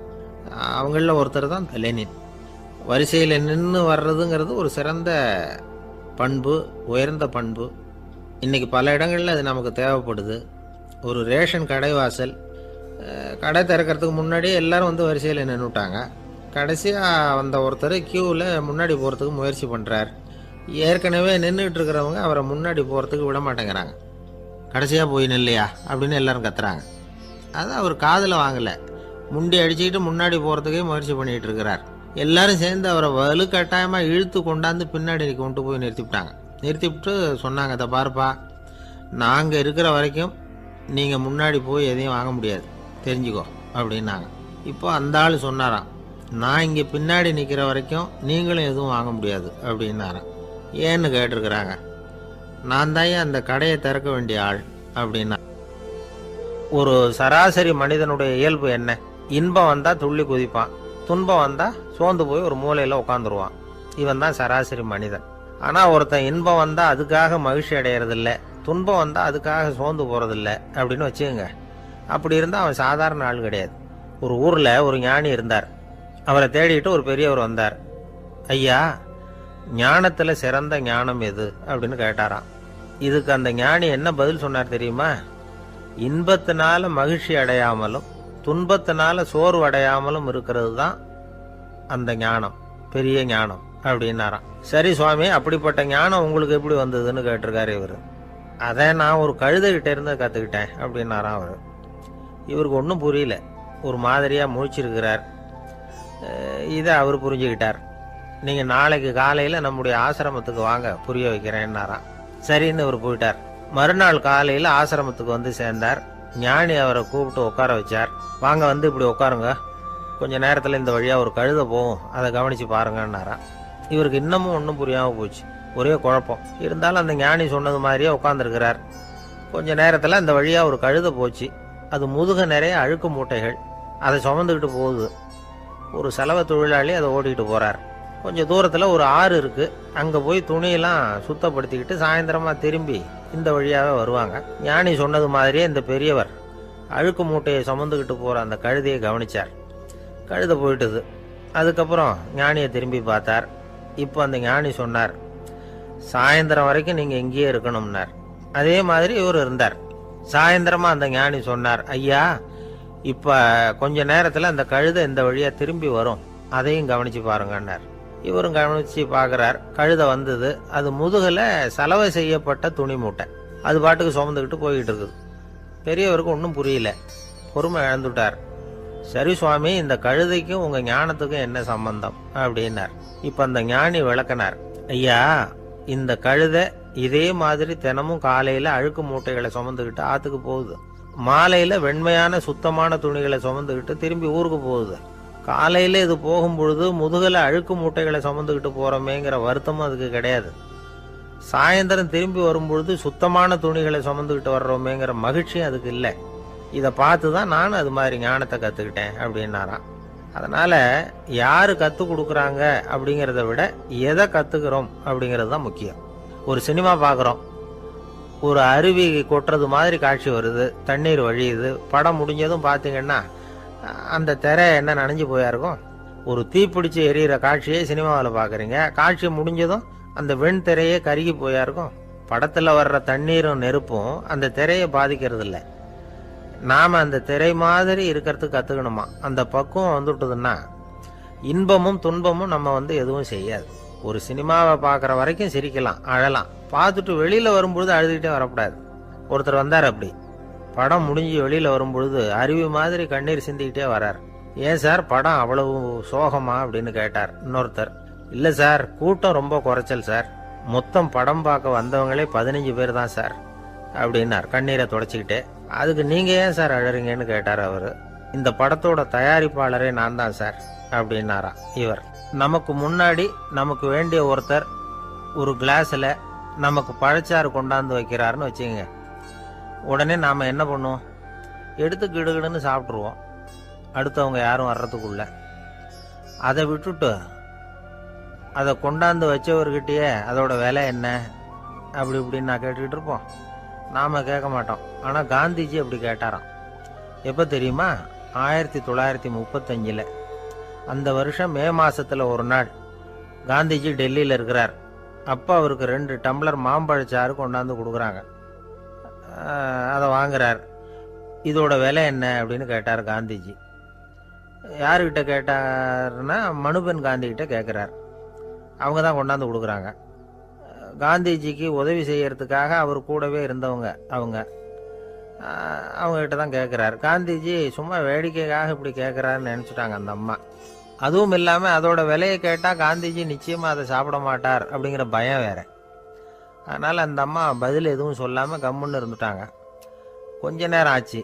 அந்த பழச்சாறு வச்ச இடத்துல அப்படியே இருக்குது, வச்ச இடத்துல வச்சபடியே இருக்குது. காந்திஜி அதை சாப்பிடவே இல்லை. மனுபென் காந்தி பார்த்தாங்க. மெதுவாக காந்திஜி கிட்ட போய் அதை சாப்பிடுங்களேன் அப்படின்னாங்க. பழச்சாறு விலை என்னன்னு கேட்டேன், அதுக்கு பதில் இல்லை. அது முதல் தப்பு. பதிலை எதிர்பார்த்திருந்தும் அதை பற்றி விசாரிக்கலை, அது 2வது தப்பு. இப்படி 2 தப்புகளை பண்ணிவிட்டு என்கிட்ட இதை சாப்பிடுங்கன்னு சொன்னால் அது எப்படி அப்படின்னு கேட்டாராம் காந்திஜி. மனுபென் காந்தி என்ன சொல்கிறதுன்னு தெரியாமல் திகைச்சு போய் நின்றுக்கிட்டு இருந்தாங்க. காந்திஜி தொடர்ந்து சொன்னாராம், இப்போ என் முன்னாடி வச்சிருக்கிற இந்த பழச்சாறு விலை சுமாராக ஒரு அரை ரூபாயாவது இருக்கும். அது அந்த காலத்து மதிப்பு. இந்த பழச்சாறு இல்லாமல் கூட என்னால் இருக்க முடியும். ஆனால் அவசியமான பொருள்களை வாங்கிறதுக்கு கூட சக்தி இல்லாத மக்கள் இந்த நாட்டில் நிறைய பேர் இருக்கிறாங்க. அப்படி இருக்கிறப்போ எனக்கு என்னத்துக்கு இந்த விலை உயர்ந்த பானம்? இதை இப்போ நான் சாப்பிட்டா என் உடம்பு வேணும்னா ஆரோக்கியமாகலாம், ஆனால் என் மனசு அமைதி அடையாது. எனக்கு என்னுடைய உடல் ஆரோக்கியத்தை விட மன ஆரோக்கியம்தான் முக்கியம். அதனால் இதை நான் சாப்பிட மாட்டேன், எடுத்துகிட்டு போயிடு அப்படின்னாராம். அந்த சமயத்தில் ஒரு அகதி பொண்ணு 2 குழந்தைகளோட காந்திஜியை பார்க்கறதுக்காக வந்தது. வணக்கம் சொல்லிச்சு. காந்திஜி உடனே தனக்கு முன்னாடி இருந்த பழச்சாற்றை எடுத்து அந்த பொண்ணுகிட்டையும் குழந்தைகள்கிட்டையும் கொடுத்து சாப்பிட சொன்னார். அவங்க அதை வாங்கி ரொம்ப சந்தோஷத்தோடு சாப்பிட்டாங்களாம். அதை பார்த்த காந்திஜி முகத்தில் ஒரு புன்னகை, ஒரு பரவசம், ஒரு திருப்தி. அவர் மனசு நிறைஞ்சி இருந்தது. அப்போ அவர் சொன்னாராம், ஆண்டவன் எனக்கு எப்பவும் சரியான சமயத்தில் கை கொடுப்பாருங்கிறது அதுக்கு இதுதான் அத்தாட்சி. நான் ஒரு இக்கட்டான சூழ்நிலையில் இருக்கிறப்ப கூட கடவுளின் கருணையால் அந்த சூழ்நிலை என்னை பாதிக்கலை. என் கூட இவ்வளவு நாள் பழகியும் கூட இங்கே இருக்கிறவங்க எனக்கு அதிக விலையுள்ள பழரசத்தை கொடுத்தாங்க.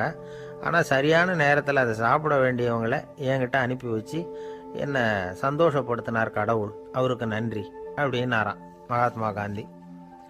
உடல் ஆரோக்கியத்தை விட மன ஆரோக்கியம்தான் எனக்கு முக்கியம்னு சொன்னார் பாருங்க. அதை நாம் எல்லாரும் மனப்பூர்வமாக இன்றைக்கி சிந்திச்சு பார்க்கணும். இந்த காலத்தில் எல்லாரும் அப்படியா நினைக்கிறாங்க? எனக்கு தெரிஞ்ச ஒருத்தர் இருந்தார். தினமும் காலையில் ஒரு காபி சாப்பிட உட்கார்ற நேரத்தில் பக்கத்து வீட்டுக்காரர் வந்து சேருவார் கரெக்டாக. உடனே அவரும் தனக்குன்னு வந்திருக்கிற காப்பியை எடுத்து மனப்பூர்வமாக பக்கத்து வீட்டுக்காரர்கிட்ட கொடுத்துருவார். அதுக்கப்புறம் அவருக்காக வேற காப்பி போட்டு கொண்டாந்து கொடுத்தாலும் வேண்டான்னு சொல்லிடுவார். ஆண்டவனாக பார்த்து சரியான நேரத்தில் அவரை எங்கள் வீட்டுக்கு தினமும் அனுப்பி வைக்கிறார் அப்படிம்பார். ஏன் அப்படி சொல்கிறீங்க அப்படின்னு கேட்டோம் ஒரு நாள். அதுக்கு அவர் சொல்கிறார், எனக்கு என்னோட உடல் ஆரோக்கியம்தான் முக்கியம். இதை கடவுள் புரிஞ்சுக்கிட்டு எங்கள் வீட்டு காப்பியை சாப்பிட்றதுக்கு தினமும் அடுத்த வீட்டுக்காரனை அனுப்பி வைக்கிறார் அப்படின்னார் அவர். ஒரு நீதிமன்றம் அங்கே ஒரு கொலை வழக்கு சம்பந்தமாக விசாரணை நடந்துகிட்டு இருக்குது. அந்த வழக்கறிஞர் ரொம்ப தீவிரமாக வாதாடிக்கிட்டு இருக்கிறார். தன்னுடைய கட்சிக்காரர் நிரபராதிங்கிறது அவருக்கு நல்லா தெரியும். அதனால தான் அவர் சார்பாக வாதாடுறதுக்கே ஒத்துக்கிட்டார்.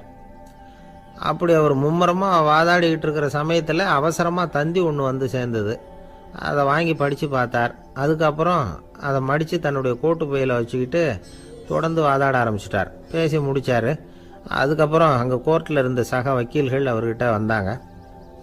தந்தி ஒன்று வந்ததே, என்ன விஷயம் அப்படின்னு விசாரிச்சாங்களாம்.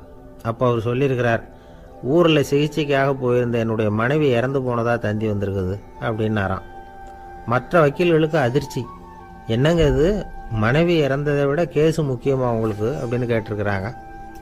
இறந்து போன என் மனைவி மறுபடியும் திரும்பி வர போகிறதில்ல. ஆனால் என்னுடைய கட்சிக்காரர் ஒரு கொலை வழக்கில் மாட்டிக்கிட்டார். அவரும் நிரபராதி. அவர் உசுரை நான் காப்பாற்ற வேணாமா? இதுதான் என்னுடைய கடமை அப்படின்னாராம். இப்படி இவர் சொன்னதும் எல்லாரும் அப்படியே திகைச்சு போய் நின்றுட்டாங்களாம். சரி, கடமைக்கு முக்கியத்துவம் கொடுத்த அந்த வழக்கறிஞர் யார் தெரியுமா? அவர் தான் இரும்பு மனிதர் சர்தார் வல்லபாய் பட்டேல். குஜராத் மாநிலத்தில் 1875 அக்டோபர் 31 அன்றைக்கு ஜாவேரி பாய் அப்படிங்கிறவருக்கு 4வது பிள்ளையா அவர் பிறந்தாராம். இந்த ஜாவேரி பாய் யார் தெரியுமா? ஜான்சி ராணி லட்சுமி பாய் போர் படையில் ஒரு வீரராக பணிபுரிஞ்சவர். இளம் வயசில் வல்லபாய் படேல் ரொம்ப சிரமப்பட்டு படிச்சிருக்கார். விடாமுயற்சி வெற்றியை கொடுத்தது. கல்லூரியிலையும் காலடி வச்சார். அதுக்கப்புறம் வக்கீல் பட்டத்தையும் வாங்கினார். பிரிட்டிஷ் ஆட்சி நடந்துக்கிட்டு இருந்த சமயம் குஜராத்தை சேர்ந்த பர்டோலி தாலுக்காவில் விவசாயிகள் மேலே அரசாங்கம் திடீர்னு நில வரியை வசதி விட்டு தான். ஏழை விவசாயிகள் ரொம்ப கஷ்டப்பட்டுருக்காங்க. அரசாங்கம் வரி செலுத்தாத விவசாயிகளின் நிலங்களை எல்லாம் ஜப்தி செஞ்சுதான். அரசாங்கத்தை எதிர்க்கிறவங்களையெல்லாம் கைது பண்ணி சிறையில் அடைச்சுட்டாங்களாம். சில பேர் வீடு வாசல் ஆடு மாட்டையெல்லாம் விற்று கூட வரி கட்ட வேண்டிய நிலைமைக்கு ஆளாயிட்டாங்க. வழக்கறிஞர் வல்லபாய் படேல் நில வரியை உடனே ரத்து பண்ணணும் அப்படின்னு பம்பாய் கவர்னருக்கு ஒரு கடிதம் எழுதினார். எந்த பலனும் இல்லை. உடனே எல்லா விவசாயிகளையும் அணி திரட்டினார்.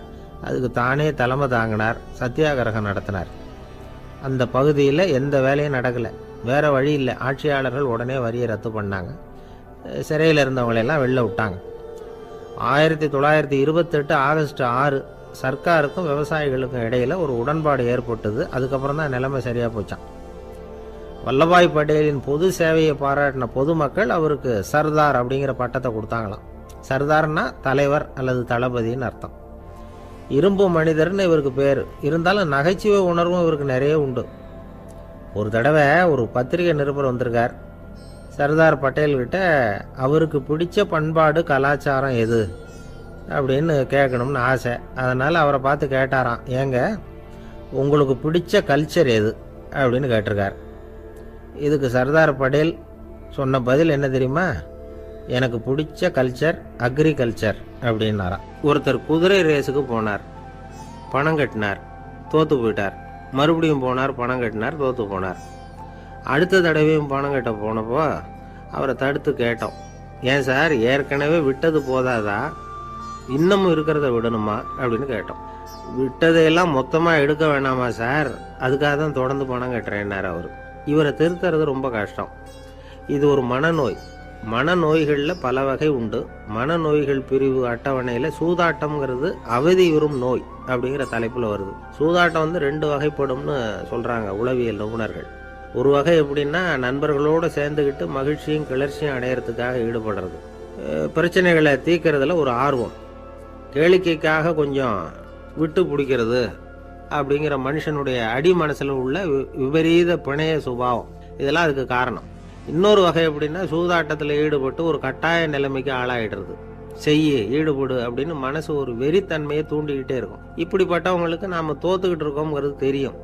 நாம் ஜெயிக்கிறதுக்கான சந்தர்ப்பம் இல்லைங்கிறதும் தெரியும். இதனால் நமக்கும் கஷ்டம், நம்ம சுற்றி இருக்கிறவங்களுக்கும் கஷ்டங்கிறதும் புரியும். அப்படி இருந்தும் சூதாடுவாங்க. இதுக்கு காரணம் சூதாடியின் பகற்கனவு அப்படிங்கிறாங்க நிபுணர்கள்.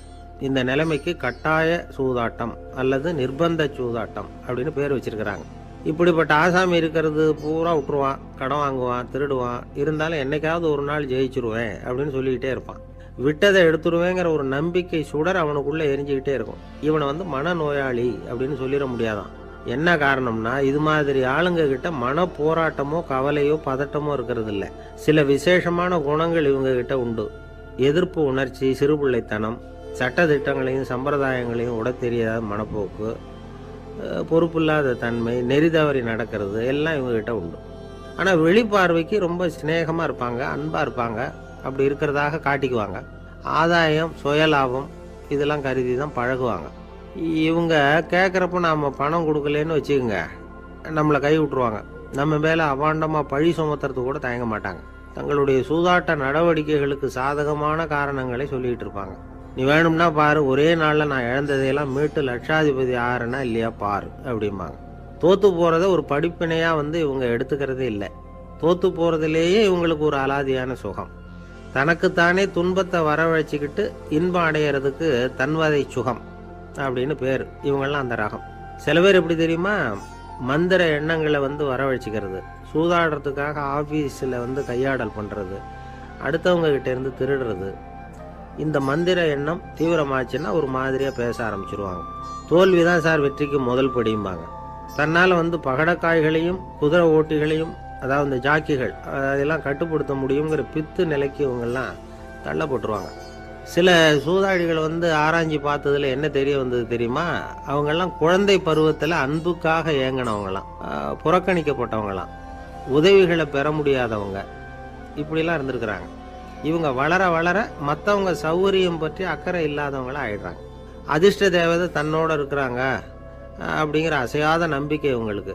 இவங்களை திருத்துறது ரொம்ப கஷ்டம். அதனால பந்தயம், சூதாட்டம் இது மாதிரியான விஷயங்களை விட்டு விலகியே இருக்கிறது தான் நமக்கு நல்லது. ஒரு ஆள் சொன்னான், என்னுடைய குதிரை வேகமாக ஓடுறதுக்கு என்ன வழி அப்படின்னு கால்நடை மருத்துவர்கிட்ட யோசனை கேட்டேன். அவர் ஒரு பாட்டில் நிறைய மாத்திரைகளை கொடுத்து தினம் 2 மாத்திரை விதமாக கொடுக்க சொன்னார். முதல் நாள் 2 மாத்திரையை கொடுத்துட்டு அது மேலே ஏறி உட்கார்றதுக்கு போனேன். அவ்வளவுதான். அதுக்குள்ளே அது அம்பு மாதிரி பாஞ்சு ஓடி போச்சு. நான் இன்னும் உட்காரவே இல்லை, அதுக்குள்ளே பாஞ்சு ஓடி போச்சு அப்படின்னா. அடடா, அப்புறம் நீங்கள் என்ன பண்ணீங்க அப்படின்னு கேட்டாங்க. என்ன பண்ணுறது, மீதி மாத்திரை பூராவே நான் முழுங்கி விட்டு அதுக்கப்புறம் துரத்தி பிடிச்சி அது மேலே ஏறி உட்காந்தேன் அப்படின்னா அவன். துஷ்டரை கண்டால் தூர விலகு, இப்படி ஒரு பழமொழி உண்டு. எதுக்காக இப்படி சொல்லி வச்சாங்க? துஷ்டன் ஏதாவது தொந்தரவு கொடுப்பான், அதனால் அவனை கண்டா பயந்துக்கிட்டு ஓடி ஒளிஞ்சிக்கோ அப்படின்னா இதுக்கு அர்த்தம் அப்படி இல்லை. ஒரு துஷ்டன்கிட்ட நெருங்கி போகிறோம்னு வச்சுக்கோங்க, அவன் நமக்கு கெடுதலான ஆலோசனைகள் எதையும் சொல்லலாம், அல்லது அவன் தீய உணர்வுகள் உள்ளவனா இருக்கலாம், அல்லது தீய செயல்கள் செய்யக்கூடியவனா இருக்கலாம், அல்லது தீய நட்புனால அவன் ஏற்கனவே கெட்டு போனவனா கூட இருக்கலாம். இப்படிப்பட்டவனை நெருங்கி போனா அவனோட பாதிப்பு நமக்கும் வந்துடும். அதனால விலகி போ அப்படின்னு சொல்றாங்க. இதையே கொஞ்சம் விவரமா இப்போ பார்ப்போமே. இப்போ இந்த துஷ்டர்களை 4 வகையா பிரிக்கிறாங்க. இந்த 4 வகைக்கும் உதாரணம் வேணும்னா வேற எங்கேயும் போக வேண்டியதில்லை, மகாபாரதத்தை பார்த்தாவே போதும். அதுல இந்த 4 வகையான தீயோரும் வர்றாங்க. முதல் வகைக்கு உதாரணம் சகுனி. இவன் மனசுல எப்பவும் தீய எண்ணங்கள் தான் நிறைஞ்சி இருக்கும். கனவுல கூட தீய ஆலோசனைகள். யாராவது ஒருத்தர் நல்லபடியா வாழ்ந்தா அதை இவனால சகிச்சிக்க முடியாது. இப்படிப்பட்டவனோட நெருங்கிய தொடர்பு துரியோதனனுக்கு கிடைச்சது. துரியோதனன் எப்படின்னா, அவன் ஏற்கனவே தீய காரியங்கள் செய்யறதுக்கு தயங்காதவன். அப்படிப்பட்டவனுக்கு தீய போதனைகள் செய்யறதுக்கு சகுனி உதவுனா. இந்த 2 பேரோட சகவாசம் இன்னொருத்தனுக்கு கிடைச்சது. அவன் யாருன்னா துச்சாதனன். அவன் தீய நடத்தை உள்ளவன். இந்த 3 பேரும் ஒன்று சேர்ந்தா என்னத்துக்கு ஆகும்? உலகமே கெட்டு போடும்ல. இந்த 3 துஷ்டர்களோட நல்லவன் ஒருத்தன் சேர்ந்தான். அவன் தான் கர்ணன். கர்ணன் இயல்பாவே உத்தம குணம் உள்ளவன். அவன் நல்லவங்களோட சேராம இப்படிப்பட்ட கெட்டவங்க கிட்ட நட்பு வச்சுக்கிட்டான். அதனால அவனும் தீய செயல்களில் ஈடுபடுறது மாதிரி ஆயிடுது. துரியோதனனுடைய நண்பனா அவனுடைய ஆதரவுல வளர்ந்ததுனால அவனுக்கு துணையா இருக்க வேண்டி இருக்குது அப்படின்னா. நட்பு உரிமையினால உதவி புரிய வேண்டியது சரிதான், அது தப்புன்னு சொல்ல முடியாது. இருந்தாலும் தீய செயல்களுக்கு உதவி செய்யறது சரியில்லை. புத்தி பலம், புஜ பலம் எல்லாம் இருந்தா கூட தெய்வ பலம் இல்லைன்னா ஜெயிக்க முடியாது. கர்ணன் மகா வீரன். இருந்தாலும் கடைசியில் அவன் கதி என்னாச்சு? அவங்ககிட்ட எல்லா நல்ல குணங்களும் இருந்தது. இருந்தாலும் ஏன் இப்படி ஆச்சு?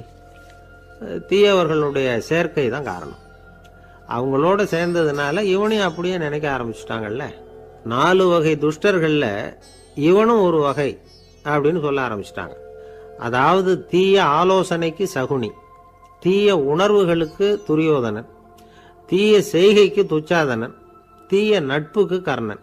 இப்படி உதாரணமாயிட்டான். அதனால தான் துஷ்டரை கண்டால் தூர விலகு அப்படின்னு சொன்னாங்க. அது புராண காலம்.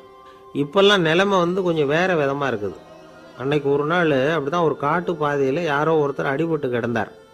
யாரோ ஒரு துஷ்டன் அவனை அடித்து போட்டுட்டு போயிட்டான் போல இருக்கு. அந்த வழியாக போன ஒருத்தர் பரிதாபப்பட்டு அவனை போய் தூக்குனார்.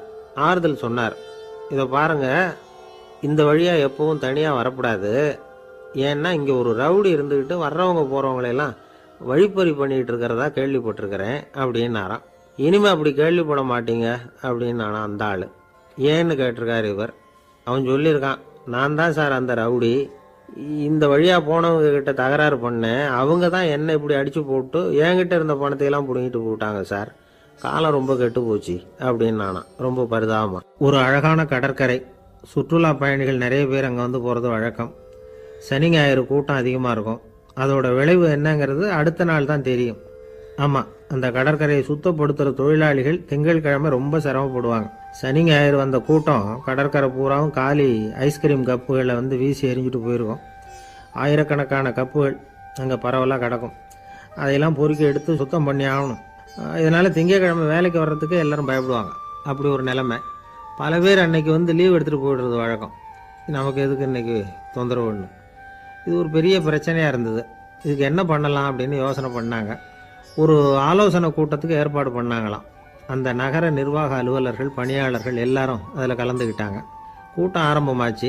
ஆரம்பத்தில் சொன்னாங்க, இந்த பிரச்சனைக்கு ஒரு தீர்வு வேணும், என்ன பண்ணலாம், அதை முடிவு செய்கிறதுக்கு தான் இந்த கூட்டம். இதில் நீங்கள் செய்ய வேண்டியது என்னென்னா, உங்களுக்கு தோன்றுகிற யோசனை எதுவாக இருந்தாலும் சொல்லுங்கள். கொஞ்சம் கூட தயக்கம் வேண்டாம். நாம் சொல்கிற யோசனை ஈடுபடுமா படாதா அப்படின்னுலாம் யோசிக்க வேணாம். எல்லாருடைய யோசனைகளையும் அப்படியே பதிவு செய்துக்கிறோம். கடைசியாக அதிலேருந்து ஒரு சிறந்த யோசனையை தேர்வு பண்ணி அதை பயன்படுத்தலாம். இந்த சந்தர்ப்பத்தில் இன்னொரு முக்கியமான வேண்டுகோள், எவ்வளவு சாதாரணமான யோசனையாக இருந்தாலும் சரி, அது சொல்லும் பொழுது அடுத்தவங்க ஏளனம் செய்யக்கூடாது. இது ஒரு பெரிய யோசனையா அப்படின்னு சொல்லி எதையும் அலட்சியப்படுத்தக்கூடாது. இதுதான் அந்த கூட்டத்தின் ஆரம்பத்தில் செய்யப்பட்ட அறிவிப்பு. உடனே அந்த கூட்டத்தில் இருந்தவங்க ஆளுக்கு ஒரு யோசனை சொல்ல ஆரம்பித்தாங்க.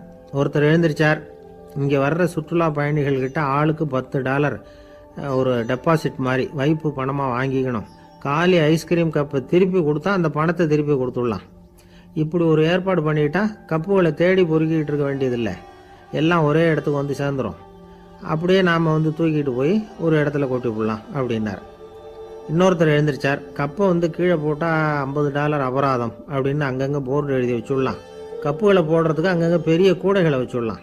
நாம் சாவகாசமாக அந்த கூடைகளை சேகரம் பண்ணிக்கலாம் அப்படின்னாராம். இன்னொருத்தர் எழுந்திரிச்சு கொஞ்சம் கோபமாக பேசினார். கப்புகளை அவங்க வாயிலேயே திணிச்சுடணும், அதுகளை முன்னு சாப்பிட்டு பார்த்தா தான் தெரியும் அது எவ்வளவு கஷ்டங்கிறது அப்படின்னு ரொம்ப கடுமையாக பேசியிருக்கார். இது வேடிக்கையாக தெரிஞ்சாலும் இந்த யோசனையும் பதிவு செஞ்சுக்கிட்டாங்களாம். இப்படி பல யோசனைகள். கடைசியாக எல்லாத்தையும் படித்து பார்த்துட்டு பரிசீலனை பண்ணாங்க. அப்புறம் தான் யோசனை வந்தது. இவர் வேடிக்கையாக சொன்னது கப்புகளை அவங்கவுங்க வாயிலே திணிச்சு சாப்பிட சொல்லணும், அதுதான் தண்டனைன்னார்ல. ஏன் அப்படி சாப்பிட்றது மாதிரியே கப்புகளை தயார் பண்ண என்ன அப்படின்னு சிந்திக்க ஆரம்பித்தாங்களாம். ஆகா, அதுதான் சரின்னு ஒரு முடிவுக்கு வந்தாங்க. அதுலேருந்து உருவானது தான் இந்த வேஃபர் கப்ஸ். ஐஸ்கிரீமை சாப்பிட்டு முடித்ததும் கப்பையும் சாப்பிட்டுடலாம். கோன் ஐஸ்கிரீம் சாப்பிட்றோம்ல, அதுதான். அமெரிக்காவில் மியாமி கடற்கரையில் ரொம்ப காலமாக இருந்துகிட்டு வந்த குப்பை பிரச்சனைக்கு இப்படி தான் ஒரு தீர்வு வந்துதான். இதுலேருந்து நாம் புரிஞ்சிக்க வேண்டியது என்னென்னா, நாம் அன்றாட எத்தனையோ பிரச்சனைகளை சந்திக்கிறோம், அதுக்கெல்லாம் தீர்வு உண்டு. அது எங்கே ஒளிஞ்சிருக்குன்னு கண்டுபிடிக்கணும். அந்த அந்த யோசனையையும் நல்லா தீவிரமாக யோசிக்கணும். யார் என்ன யோசனை சொன்னாலும் அதை அலட்சியப்படுத்தக்கூடாது. அக்கறையோடு கவனிக்கணும், அதை யோசித்து பார்க்கணும். ஒரு அம்மா தன்னோட வீட்டுக்காரரை ஒரு மனநல மருத்துவர்கிட்ட அழைச்சிட்டு வந்தாங்களாம். டாக்டர், இவருக்கு கோன் ஐஸ்கிரீம் பிடிக்கல, பேப்பர் கப்பில் இருக்கிற ஐஸ்கிரீம் தான் வேணும்னு அடம் பிடிக்கிறார் அப்படின்னாங்களாம். அது ஒன்றும் தப்பு இல்லையேன்னாராம் டாக்டர். இதுக்கு அந்த அம்மா சொன்னாங்களாம், இவர் கப்பு ஐஸ்கிரீம் வாங்குறதுல தப்பு இல்லை டாக்டர், பிரச்சனை அது இல்லை. அப்புறம் வேற என்னன்னு கேட்டிருக்காரு. வாங்கினதும் ஐஸ்கிரீமை கீழே கொட்டிவிட்டு அந்த பேப்பர் கப்பை மட்டும் விரும்பி சாப்பிட்றார், அதனால தான் உங்ககிட்ட அழைச்சிட்டு வந்தேன் அப்படின்னாங்களாம். ஒரு நண்பர் வந்தார். ரொம்பவும் இறுக்கமாக உடை அணிஞ்சிருந்தார். அதாவது ஆடைக்குள்ளே அவர் மாட்டிக்கிட்டு இருந்தது மாதிரி தெரிஞ்சது. ஏன் துணி குறைச்சலாக எடுத்துட்டீங்களா அப்படின்னு கேட்டோம். இல்லைங்க, எனக்கு எப்போவுமே இறுக்கமாக உடை அணிகிறது தான் பிடிக்கும் அப்படின்னார். ஒருத்தர் எப்படி உடை அணிகிறார் அப்படிங்கிறத வச்சு அந்த ஆள் எப்படிப்பட்டவர் அப்படிங்கிறத கண்டுபிடிச்சிடலாம். உடை அணிகிற விதம் ஒருத்தருடைய மனநிலையை வெளிப்படுத்துதான். இப்போ இறுக்கமான உடை அணிகிறவங்க பொதுவாக மன நிம்மதி இல்லாதவங்களாக இருப்பாங்களாம், கோபக்காரங்களாக இருப்பாங்களாம். ரொம்ப தொலைதொலைப்பாக ஆடை அணிகிறவங்க இருக்கிறாங்கல்ல, அவங்கெல்லாம் அமைதியான ஆளாக இருப்பாங்களாம், சாந்தமாக இருப்பாங்களாம். இவங்கெல்லாம் போராடுறதுக்கு சரியாக வரமாட்டாங்களாம். இப்படி ஒரு கணிப்பு இருக்குது. அதனால தான் போர் வீரர்களுக்கெல்லாம் இறுக்கமான உடையை தான் கொடுக்கறது வழக்கம். ஆனால் சன்னியாசிகளை பாருங்கள், அவங்களுக்கெல்லாம் ரொம்ப தொலை உடைகள் தான். அவங்கெல்லாம் வந்து டைட் பேண்ட் போட்டுக்கிட்டு நிற்க மாட்டாங்க சன்னியாசிகள்லாம். அதே மாதிரி சன்னியாசிகள்லாம் காவி உடையை தேர்ந்தெடுக்கிறதுக்கும் காரணம் உண்டு. பல ஆண்டுகள் சோதனை செஞ்சு பார்த்துட்டு தான் சன்னியாசத்துக்கு காவி தான் சரி அப்படின்னு முடிவு பண்ணியிருக்கிறாங்க. இப்போ பௌதீக விஞ்ஞானப்படியும் அதுதான் சரி. அதாவது சூரிய ஒளியில் வந்து 7 வண்ணங்கள் உண்டு. ஒரு பொருள் மேலே அது விழும்பொழுது அந்த பொருள் நமக்கு சிவப்பாக தெரிஞ்சதுன்னா அந்த பொருள் வந்து சிவப்பை தவிர மற்ற எல்லா நிற கதிர்களையும் உள்வாங்கிக்கிட்டு சிவப்பு நிறத்தை மட்டும் வெளியில் விடுது, அதாவது விலக்கி விடுது. அதனால தான் அந்த பொருள் வந்து சிவப்பாக தெரியுது. உடல் ஆரோக்கியத்துக்கு ஓரளவு சிவப்பு தேவைப்படுது. அதனால தான் காவி உடை அணிஞ்சால் சூரிய ஒளி ஓரளவு சிவப்பை விலக்கிவிடும். அதாவது சிவப்பின் பலனும் கிடைக்கும், இந்த சிவப்பின் கெடுதலும் இல்லை அப்படின்னு யோசனை பண்ணாங்க. காவி வந்து உதய வேளையின் நிறம். கீழ் வானத்தில் கதிர் உதிக்கிற வேளையில் முதல் ஒளி தோன்றுகிற நேரத்தில் காவி நிறம் தான் கசியும். தியானம் செய்கிறப்போ முதல்ல காணக்கூடிய ஒளி காவி நிறம்தான். தியானத்தின் உச்ச நிலையின் நிறம் நீலம். தியானம் வந்து காவி நிறத்தில் ஆரம்பமாகி நீல நிறத்தில் நிறைவடைகிறது அப்படிங்கிறார் ஓஷோ. நீலம் வந்து தியான சிகரம், காவி வந்து தியான ஆரம்ப குறியீடு, ஒரு சன்னியாசியின் ஆரம்ப தரிசனம் அப்படிங்கிறார் அவர். ஒருத்தர் நாள் பூரா காவி உடையே அணிஞ்சிருந்தா அந்த நிறம் வந்து அவருக்கு வந்து தியானத்தை பற்றிய நினைவை வந்து ஊட்டிக்கிட்டே இருக்கும். இப்படியே வந்து ஆடைக்கும் தியானத்துக்கும் இடையில ஒரு தொடர் ஏற்படுது. ஒரு துறவியின் உள்ளார்ந்த பண்பாக அது மாறுது. கடை வீதியில் ஒரு பொருள் வாங்க போகிறோம், அது மறந்துடக்கூடாதுங்கிறதுக்காக ஞாபகம் முடிச்சு போட்டுக்கிறோம். அந்த முடிச்சுக்கும் பொருளுக்கும் தொடர்பு இல்லை. ஆனால் கடை வீதிக்கு போன உடனே அந்த முடிச்சு வந்து அந்த பொருளை ஞாபகப்படுத்துது. அதாவது அந்த முடிச்சு வந்து ஒரு தொடர்பு அம்சமாக அமையுது. அது மாதிரி தான் காவி உடையும். ஒரு துறவி வந்து நடக்கும் பொழுது, சாப்பிடும் பொழுது, குளிக்கும் பொழுது அவருடைய காவி உடை அவருக்கு வந்து ஞாபகப்படுத்திக்கிட்டே இருக்கும். அது ஒரு நிலைப்படுத்தப்பட்ட நினைவாக ஞாபகம் முடிச்சாக மாறிடுது. காவி ஆடை இல்லைன்னா ஒருத்தரால் துறவியாக முடியாதுன்னு அர்த்தம் இல்லை. அதே நேரத்தில் காவி ஆடையால் ஒன்றும் பிரயோஜனம் இல்லை, அதில் ஒன்றும் அர்த்தம் இல்லை அப்படின்னு சொல்லிட முடியாது. இதுதான் உண்மை. இவ்வளவு தூரம் காவி ஆடையை பற்றி சொல்கிறதுனால எல்லாரும் சன்னியாசியாக போயிடுங்கோ அப்படின்னு நாம் சொல்கிறதாக யாரும் நினச்சிடக்கூடாது. மனசுக்கும் நிறத்துக்கும் உள்ள சம்பந்தத்தை தெரிஞ்சுக்கிறதுக்காக தான் இவ்வளவு. நமக்கு தெரிஞ்ச நண்பர் ஒருத்தர் இருக்கிறார், ஆஃபீஸில் வேலை பார்க்குறவர். ஒவ்வொரு மாதமும் 20ஆம் தேதிக்கு பிறகு அவரை போய் பார்த்தீங்கன்னா காவி உடை அணிஞ்சிக்கிட்டு கண்ணை மூடிக்கிட்டு கை ரெண்டையும் விரித்து வச்சுக்கிட்டு தியானத்திலே உட்காந்துருப்பார். ஏன் இப்படி பண்ணுறீங்கன்னு கேட்டேன். அதாவது 20ஆம் தேதிக்கு பிறகு என் கையில் ஒரு பைசா கூட கிடையாது, ஒரு சன்னியாசி லெவலில் இருக்கிறேன், என்கிட்ட எதுவும் செலவுக்கு கேட்காத அப்படின்னு என் மனைவிக்கு நாசூக்காக உணர்த்துறதுக்காக அப்படி உட்காந்துருப்பேன் அப்படின்னு விளக்கம் கொடுக்குறார். என்னுடைய இதயம் ரொம்ப விசாலமானது சார் அப்படின்னார் ஒருத்தர். அப்படிங்களான்னு ரொம்ப மரியாதையா, ஆமாங்க டாக்டர் அப்படி தான் சொல்கிறார், கொஞ்சம் வீங்கி போய் பெருசாக இருக்குதான் அப்படின்னார். இப்பெல்லாம் நம்ம ஊரில் மாமியார் மருமகள் ஒருத்தர் நல்லா புரிஞ்சுக்கிட்டு நல்ல விதமாக தான் இருக்கிறாங்க பல இடத்துல. அதனால் நான் இப்போ சொல்ல போகிற கதையை கேட்டுவிட்டு இந்த காலத்தில் அவ்வளவு மோசமாக யார் சார் நடந்துக்கிறாங்க அப்படின்னு கேட்டு யாரும் சண்டைக்கு வரக்கூடாது. இன்னொரு உண்மையையும் சொல்லிவிடுறேன். அதாவது இந்த கதையை நமக்கு எழுதி அனுப்பி இருக்கிறதே கொஞ்ச நாளில் மருமகளாகவும் அதுக்கப்புறம் கொஞ்ச காலத்தில் மாமியாராகவும் ஆக போகிற ஒரு நேயர் தான். சரி, இந்த கதைக்கு வருவோம். அதாவது ஒரு சின்ன குடும்பம், அந்த வீட்டில் மாமியார் ஆட்சி, அவங்க வச்சது தான் சட்டம். பிள்ளையாண்டான் எப்படின்னா அம்மா சொல்கிறதையும் கேட்டுக்குவான், மனைவி சொல்கிறதையும் கேட்டுக்குவான், நமக்கு என்னத்துக்கு வம்புங்கிற டைப். மருமகள் பேரில் குறை கண்டுபிடிக்கிறதுலேயே அந்த மாமியாருக்கு ஒரு சுவாரஸ்யம். சின்ன சின்ன விஷயத்துலலாம் குத்தம் கண்டுபிடிச்சிக்கிட்டே இருக்கிறாங்க.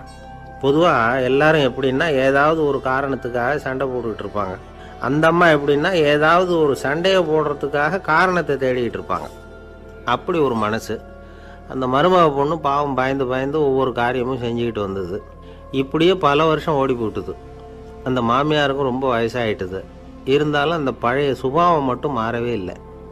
திடீர்னு ஒரு நாள் பக்கவாதம் வந்து அந்த அம்மாவுக்கு ஒரு பக்கம் கை கால் இழுத்துக்கிட்டுது, வாய் சுத்தமாக பேச முடியாமல் போயிட்டுது, சத்தம் மட்டும் வரும். ஒரு பக்கத்து கை காலை அசைக்க முடியும், பேசுறதெல்லாம் கையால் தான், அதாவது கை சைகையால். இப்படிப்பட்ட நிலைமையில கூட அந்த பொண்ணு தண்ணியோ பாலோ இவங்க எதிரில் கொண்டாந்து வச்சா அதை வேணும்னே தட்டி விட்டுட்டு ஒம்பு வளர்க்குறது. அதுக்கப்புறம் அந்த பொண்ணு தரையை சுத்தப்படுத்தும்ல, அதை பார்த்து ரசிக்கிறது. இருந்தாலும் அந்த பொண்ணு இதையெல்லாம் பெருசுப்படுத்தாமல் ரொம்ப பொறுமையாக தான் இருந்தது. ஒரு நாள் வீட்டில் வச்சுருந்த பாலை பூனை குடிச்சிட்டு போயிட்டுது. வயசான காலத்தில் இந்த அம்மா பால் இல்லாமல் கஷ்டப்படுவாங்களே அப்படின்னு நினச்சி பக்கத்து வீட்டில் போய் கொஞ்சம் பால் வாங்கிட்டு காய்ச்சி மாமியார் முன்னாடி கொண்டாந்து வச்சுது அந்த பொண்ணு. வழக்கம் போல் அந்த அம்மா பாலை தட்டி விட்டுட்டாங்க. இதை அந்த மருமக பொண்ணு கவனிச்சுட்டுது. இவ்வளவு நாள் பொறுமையாக இருந்த இந்த மருமகளுக்கு இன்னைக்கு இதை பார்த்து தான் அசாத்திய கோபம் வந்துட்டுது. கதவுக்கு பக்கத்தில் சாத்தி வச்சிருந்த உலக்கையை எடுத்து மாமியார் தலையில் போட, அது குறி தவறி கழுத்தில் பட, அந்த அம்மா கழுத்தை பிடிச்சிக்கிட்டு ஊன்னு கத்த, இந்த பொண்ணு ஒன்றும் அலட்டிக்காமல் உலக்கையை எடுத்து மறுபடியும் கதவு பக்கம் சாத்தி வச்சுட்டு அது பாட்டுக்கு நடந்து போயிட்டுது. இருந்தாலும் மனசுக்குள்ளே லேசாக ஒரு பயம். கணவன் வீட்டுக்கு வந்ததும் என்ன விஷயம்னு கேட்டால் எப்படி சமாளிக்கிறது? அன்னைக்குன்னு பார்த்து ரொம்ப நேரம் கழித்து வீடு சேர்ந்தான் கணவன். உடனே அந்த அம்மா புகார் பண்ண ஆரம்பிச்சுட்டுது. பேச்சு தான் வராத, அதனால் ஒரு பக்கத்து கையால் சைகை காட்டுது. கதவுக்கு பக்கத்தில் இருந்த உலக்க பக்கமாக கையை நீட்டி காட்டி, அப்படியே அந்த கையை தன் கழுத்துக்கு பின்பக்கமாக சுற்றி காட்டி, நாக்கை வெளியில் நீட்டி நடந்த விஷயத்தை புரிய வைக்கிறதுக்கு முயற்சி பண்ணுது. இவனுக்கு ஒன்றும் புரியல, என்ன சொல்கிறாங்க அம்மா அப்படின்னு மனைவிகிட்ட கேட்குறான். அதுக்கு அந்த பொண்ணு ரொம்ப புத்திசாலித்தனமா, என்னங்க உங்கள் அம்மா சொல்கிறது உங்களுக்கு இன்னும் புரியலையா? அவங்க உங்களை பார்த்து என்ன சொல்கிறாங்கன்னா, ஏண்டா உலக்க மாதிரி நிற்கிற, சாக போகிற எனக்கு சங்கிலி எதுக்கு, என் கழுத்தில் கிடக்கிற இந்த சங்கிலியை கழட்டி என் மருமக கழுத்தில் போடுறா அப்படின்னு சொல்கிறாங்க அப்படின்னு தான். ஓ அப்படியா விஷயம்னு சொல்லி அம்மா கழுத்தில் இருந்த சங்கிலியை எடுத்து மனைவி கழுத்தில் போட்டுட்டு, அம்மா உன் விருப்பப்படியே போட்டாச்சு, இனிமேலாவது நிம்மதியாக படுத்து தூங்கு அப்படின்னு சொல்லிவிட்டு உள்ளே போயிட்டான். பார்த்தீங்களா கதையை? அதனால தான் மாமியார்கள் சைகை காட்டுறதுன்னா கூட இனிமேல் ஜாக்கிரதையாக இருக்கணும். ஆஃபீஸில் வேலை பார்க்குற ஒருத்தர் வந்தார். பேசாமல் ஒரு 10 நாள் லீவு போட்டுடலாமா பார்க்குறேன் அப்படின்னார். ஏன்னு கேட்டோம். என்னுடைய மேலதிகாரி ஒரு முசுடு சார், அவர்கிட்ட வேலை பார்க்குறது ரொம்ப கஷ்டமாக இருக்குது அப்படின்னார். ஆஃபீஸில் வேலை பார்க்குறவங்கெல்லாம் ஒரு விஷயத்தை நல்லா ஞாபகத்தில் வச்சுக்கணும். மேலதிகாரிங்கிறவர் ஒரு பெரிய மகான் இல்லை, அவரும் ஒரு மானிட பிறவி தான். சராசரி மனுஷனுக்குள்ள பலம் பலவீனம் ரெண்டும் அவருக்கும் உண்டு. அதனால் அவரை கொஞ்சம் அனுசரித்து போகிறதுக்கு பழகிறது தான் நல்லது. மேலதிகாரிகளில் பல வகை உண்டு, அதில் முக்கியமாக 3 வகை. அதில் ஒரு வகை எப்படி தெரியுமா? உங்களை ஒரு வேலை செய்கிற மெஷினாக மட்டுமே நினைக்கக்கூடிய வகை. இவங்கெல்லாம் எப்படின்னா, எங்கேயாவது வெளியூர் போயிருந்தா கூட அங்கேருந்து ஃபோன் பண்ணுவாங்க, அந்த வேலை என்னாச்சு இந்த வேலை என்னாச்சு அப்படின்னு. இவங்களுக்கெல்லாம் உங்கள் நலனை பற்றியோ உங்கள் குடும்பத்தை பற்றியோ அக்கறை இருக்காது. நீங்கள் சொல்கிற யோசனை எதுவும் இவங்ககிட்ட எடுபடாது. கொடுத்த வேலையை பாரு, நீ எனக்கு புத்தி சொல்ல வேணாம் அப்படிம்பாங்க. இவங்களை அனுசரித்து போகிறதுக்கு ஒரே வழி, இவங்க எதை சொன்னாலும் சரின்னு சொல்லிவிட்டு வேலையை கவனிக்க வேண்டியது தான். இவங்ககிட்ட வேற எந்த கேள்வியும் கேட்டுக்கிட்டு இருக்கக்கூடாது. ஆமாம் சாமி போடுறது கௌரவ குறைச்சல் இல்லை, அது ஒரு அலுவலக சௌகரியம், அவ்வளவுதான். இன்னொரு வகையான மேலதிகாரிகள் எப்படி தெரியுமா? இவங்கெல்லாம் ஆஃபீஸ் வேலையை பற்றி அதிகமாக கவலைப்பட்டுக்கிட்டு இருக்க மாட்டாங்க. தங்களுடைய சொந்த இமேஜ் பாதிக்கப்படக்கூடாதுங்கிறதுலையே கவனமாக இருப்பாங்க. இவங்கெல்லாம் அடிக்கடி உங்கள் நலனை விசாரிப்பாங்க.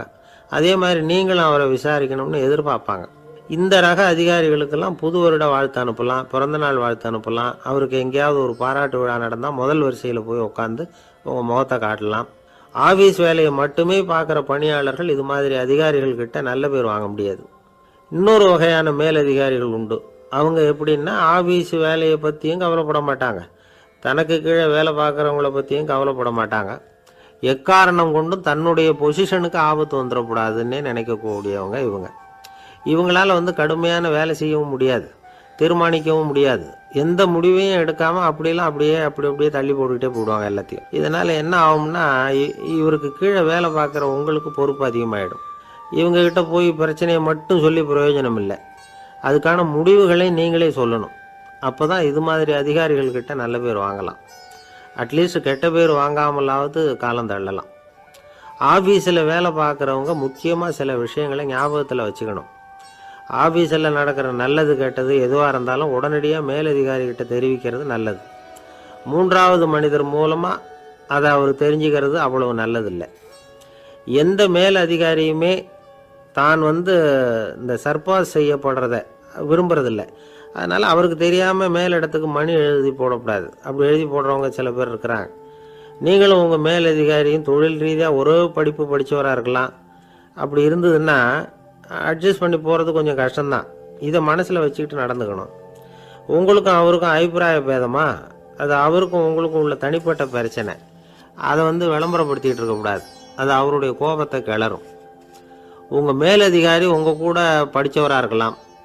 அதுக்காக அவரை எல்லாருக்கும் முன்னாடி அடைய கிச்சாமி எப்படிடா இருக்க அப்படின்லாம் கேட்டுக்கிட்டு இருக்கக்கூடாது. பொதுவாக யாரும் அதை விரும்புறதில்லை. இவ்வளவையும் உங்கள் மனசில் வச்சுக்கிட்டு கொஞ்சம் சாமர்த்தியமாக நடந்துக்கிட்டீங்கன்னா ஆஃபீஸ் உங்களுக்கு அவஸ்தையாக இருக்காது, ஆனந்தமாக இருக்கும். ஒரு மேலதிகாரி தன்கிட்ட வேலை பார்க்குற ஒருத்தரை பற்றி ரொம்ப பெருமையாக சொன்னாராம். எங்கள் ஆஃபீஸில் எவ்வளவோ பேர் வேலை பார்க்குறாங்க, எல்லாரும் தினமும் ஏதாவது பிரச்சனைகளை சொல்லிகிட்டு இருப்பாங்க. ஆனால் இவர் ஒருத்தர் மட்டும்தான் இது வரைக்கும் என்கிட்ட எந்த பிரச்சனையும் சொன்னதே இல்லை. அவர் பாட்டுக்கு வருவார், வேலை பார்ப்பார், போயிடுவார் அப்படின்னாராம். நான் உடனே அவ்வளவு பெருமைக்குரிய அந்த ஊழியரை பார்த்து கேட்டேன், ஏன்பா உன்னுடைய மேலதிகாரிகிட்ட நீ எந்த பிரச்சனையும் கொண்டுகிட்டு போகிறதே இல்லையாமே அப்படின்னு கேட்டேன். அதுக்கு அவர் சொல்கிறாரு, ஆமாங்க, அது ஏன்னா அவரால் எந்த பிரச்சனையுமே தீர்க்க முடியாதுங்கிறது எனக்கு நல்லா தெரியும், அதனால் அப்படி செய்கிறேன், வேற ஒன்றும் இல்லை அப்படின்னார் ரொம்ப பொறுமையாக. ஒரு ஊரில் ஒருத்தர் இருந்தான். ஒரு நாள் காலையில் எழுந்திரிச்சான். ஒரு 10 ரூபாய் எடுத்து சட்டை பையில் வச்சுக்கிட்டான். கடை தெருவுக்கு புறப்பட்டான். காய்கறி வாங்குறதுக்காக அவன் போகிறான். காய்கறி சந்தைக்கு போய் சேர்ந்தான். கத்திரிக்காய் 4 கிலோ கொடுங்கன்னா கொடுத்தாங்க. காசு கொடுக்கறதுக்காக சட்டை பையில் கையை விட்டான். பணத்தை காணும். 10 ரூபாயை சட்டை பையில் வச்சுக்கிட்டு தான் வந்தான். அது இப்போ அங்கே இல்லை. வழியில் எங்கேயும் அது விழுந்துட்டு போட்டிருக்கு. அல்லது யாராவது திருடர்கள் தெரியாமல் அதை எடுத்துக்கிட்டு போட்டாங்களா என்னன்னு தெரியல. எப்படியோ 10 ரூபாயை அவன் இழந்துட்டான். கையில் காசு இல்லை. அதனால் கத்திரிக்காயை திருப்பி கொடுத்துட்டு கவலையோடு வீட்டுக்கு திரும்பி வந்தான். அதையே நினச்சிக்கிட்டு இருந்தான். அவனுக்கு துக்கம் அதிகமாக போச்சு. அழ ஆரம்பிச்சிட்டான். காய்கறிகள் வாங்கிட்டு ஆனந்தமாக சமைச்சு சாப்பிட்லாம்னு நினச்சோம், அது முடியாமல் போச்சேங்கிற கவலை அவனுக்கு. அதனால் அதை மறக்கவே முடியல. இது நடந்து கொஞ்ச நாள் ஆச்சு. அதே மனுஷன் இன்னொரு நாள் அதே மாதிரி புறப்பட்டான். பணத்தை எடுத்து பையில் வச்சுக்கிட்டான். காய்கறி சந்தையை நோக்கி போய்கிட்டு இருக்கிறான். இப்போ வழியில் ஒரு ஏழை பையனை பார்த்தான். தம்பி எங்கே போகிற அப்படின்னு கேட்டான். ஐயா பள்ளிக்கூடத்துக்கு போய்கிட்டு இருக்கிறேன்னா அவன். சரி, அதுக்கே இவ்வளவு கவலையோடு போய்கிட்டுருக்கிற அப்படின்னு விசாரித்தான் அவன். ஐயா நான் ரொம்ப ஏழை, வீட்டில் வசதி இல்லை, பரீட்சைக்கு பணம் கட்டணும், இன்றைக்கி கடைசி நாள், என்ன செய்கிறதுன்னு தெரியலன்னா. இவன் பார்த்தான். தாங்கிட்ட இருக்கிற பணத்தை எடுத்து அந்த பையன்கிட்ட கொடுத்தான். இதை வச்சுக்கோ, உடனே பணத்தை கட்டு, நல்லா படி, பரீட்சை எழுது அப்படின்னு சொல்லிவிட்டு திரும்பி வந்துட்டான். வெறுங்கையோடு திரும்பி வந்தோம். வீட்டில் கேட்குறாங்க, எங்கே காய்கறின்னு வழக்கம் போல் கேட்டாங்க. இவன் நடந்ததை சொன்னான். இப்போ வீட்டில் இருந்தவங்க அவங்ககிட்ட ஒரு கேள்வி கேட்டாங்க. ஏங்க இதே மாதிரி முன்னாடி ஒரு தடவை காய்கறி வாங்க போய் வெறுங்கையோடு திரும்பி வந்தீங்க, இப்போவும் வெறுங்கையோடு தான் திரும்பி வந்திருக்கிறீங்க. ஆனால் முன்னாடி வந்தப்போ வருத்தமாக இருந்தீங்க, இப்போ உங்கள் முகத்தில் வருத்தம் தெரியலையே அப்படின்னு கேட்டிருக்கிறான். அதாவது வீட்டில் இருக்கிறவங்க கேட்டாங்களாம்.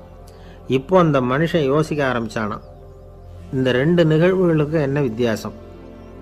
போன தடவை அவன் பணத்தை இழந்தான், இந்த தடவை அவன் பணத்தை இழந்திருக்கிறான். போன தடவை யாரோ திருடிட்டு போயிட்டாங்க, இந்த தடவை அவனாவே ஒரு பையன் பேரில் இறக்கப்பட்டு எடுத்து கொடுத்துருக்குறான். அன்னைக்கு பணம் போயிட்டுதேன்னு வருத்தமாக இருந்தது, இன்னைக்கு பணம் போனாலும் மனசுக்கு மகிழ்ச்சியாக இருக்குது, நிறைவாக இருக்குது. கொஞ்சம் யோசிச்சு பாருங்கள். பணத்தை இழந்தது மகிழ்ச்சிக்கோ வருத்தத்துக்கோ காரணமாக இருக்க முடியாது. அப்படின்னா வேற எது காரணம்? அன்றைக்கு பணத்தை இழந்துட்டேன்னு அழுதான், இன்றைக்கு பணத்தை இழந்தாலும் மகிழ்ச்சியாக இருக்கிறான். ஆகவே மகிழ்ச்சிக்கும் துக்கத்துக்கும் இழப்பு காரணம் அல்ல, இழப்பு பற்றிய நம்முடைய அறிவு தான் காரணம் அப்படிங்கிறது பெரியவர்களுடைய கருத்து. எந்த பொருளும் நமக்கு கவலையை உண்டு பண்ணுறதில்ல, அந்த பொருள் பேரில் நாம் வைக்கிற பற்று தான் கவலையை உண்டு பண்ணுது. பொருள்கள் நம்ம விட்டுட்டு போயிட்டா நாம் அழுதுகிட்டு இருக்கிறோம், நாமே அதுகளை விட்டுட்டு வந்துட்டா மகிழ்ச்சியாக இருக்கிறோம். இந்த உண்மையை புரிஞ்சுக்கிட்டு நம்முடைய வாழ்க்கையை நல்ல விதமாக அமைச்சுக்கணும். ஒரு ஆள் அழுதுகிட்டு இருந்தான். ஏன்டா அழுகுறேன்னு கேட்குறார் ஒருத்தர். இழக்கிறதுக்கு எதுவும் இல்லை, அதனால் அழறேன்னா. என்னடா சொல்கிறேன்னார். கிட்ட வாங்க சொல்கிறேன்னா. இந்த மணி பர்ஸை வேற ஒருத்தன் பாக்கெட்லேருந்து திருடினேன், அப்புறம் தான் புரிஞ்சுது அவங்ககிட்ட இழக்கிறதுக்கு எதுவும் இல்லைங்கிறது. ஆமாங்க, இது காலி பர்ஸு, அதனால் இப்போ அழுதுகிட்டு இருக்கிறேன், திருடியும் பிரயோஜனம் இல்லை அப்படின்னு சொல்லிவிட்டு அழுதானா. ஒரு கோவிலில் ஆன்மீக சொற்பொழிவு நடந்துக்கிட்டு இருக்குது. ஒரு பெரியவர் பேசிக்கிட்டு இருக்கார். கடவுளை பற்றியும் சொர்க்கத்தை பற்றியும் மனுஷனை பற்றியும் அவர் விவரமாக பேசுகிறார். எல்லாரும் உட்காந்து கேட்குறாங்க. அந்த கூட்டத்தில் ஒரு தத்துவ ஞானியும் உட்காந்துருக்கிறார். அவர் அவருடைய நண்பர். பேசி முடித்ததும் அந்த பெரியவர் மேடையை விட்டு இறங்கினார். நேராக அந்த தத்துவ ஞானிகிட்ட வந்தார். எப்படி இருந்தது என்னுடைய பேச்சு அப்படின்னு கேட்டார். நீங்கள் பேசினது ஒன்றுக்கு ஒன்று முரண்பாடாக தெரிஞ்சுது அப்படின்னாராம் இவர். நான் என்ன அப்படி தப்பாக பேசிவிட்டேன் அப்படின்னாராம் அவர். கடவுளை நம்புகிறவன் சொர்க்கத்துக்கு போவான்னு சொன்னீங்க, அப்புறம் நல்ல விதமாக வாழறவன் சொர்க்கத்துக்கு போவான்னு சொன்னீங்க அப்படின்னாராம். இதில் என்ன முரண்பாடுன்னு கேட்டிருக்காரு அவர். இதில் தான் முரண்பாடு தெரியுது எனக்கு. அதாவது இங்கே ஒருத்தன் எல்லா தப்பும் பண்ணிகிட்டு இருக்கிறான், அவன் கடவுளை நம்பினான்னா அவன் சொர்க்கத்துக்கு போவானா? இது என்னுடைய முதல் கேள்வி. இல்லைன்னா ஒருத்தன் எந்த தப்பும் பண்ணல, ரொம்ப ஒழுங்காக வாழ்ந்துக்கிட்டு இருக்கிறான், ஆனால் அவன் கடவுளை நம்பலை, அவன் என்ன நரகத்துக்கு தான் போவானா? கடவுள் நம்பிக்கை உள்ள ஒரு திருடன் என்ன ஆவான், எங்கே போவான்? கடவுள் நம்பிக்கையே இல்லாத ஒரு நல்லவன் என்ன ஆவான், எங்கே போவான்? ஒருத்தன் இங்கே கடவுள் நம்பிக்கையோட வாழறது முக்கியமா அல்லது நல்லவனா வாழறது முக்கியமா? இதுதான் இவர் கேட்ட கேள்வி. இதை கேட்டதும் அந்த பெரியவர் குழம்பி போயிட்டார். அவர் சொன்னது நியாயம்தானே. கடவுளை நம்புறவன் தான் சொர்க்கத்துக்கு போவான்னா பேசாமல் கடவுளை நம்பிக்கிட்டு இந்த உலகத்தில் எல்லா தப்பும் பண்ணிக்கிட்டு இருக்கலாமே. பேச்சாளர் குழப்பத்தோடு வீட்டுக்கு போனார். படுத்து தூங்கினார். ஒரு கனவு வந்தது. கனவில் அவர் ஒரு ரயிலில் வேகமாக போயிட்டு இருக்கிறார். எதிரில் உட்காந்துருக்கிறவரை பார்த்து நாம் இப்போ எங்கே போகிறோம்னு கேட்டார். சொர்க்கத்துக்கு போயிட்டு இருக்கிறோம் அப்படின்னாங்களாம். ரயில் போய் நின்றுது. இவர் இறங்கினார். இங்கே கௌதம புத்தர் இருப்பார், சாக்ரட்டிஸ் இருப்பார், அவங்கள பார்க்கறதுக்கு ஒரு நல்ல வாய்ப்பு அப்படின்னு நினச்சிக்கிட்டே அங்கேயும் இங்கேயும் பார்த்தார். அங்கே யாருமே இல்லை.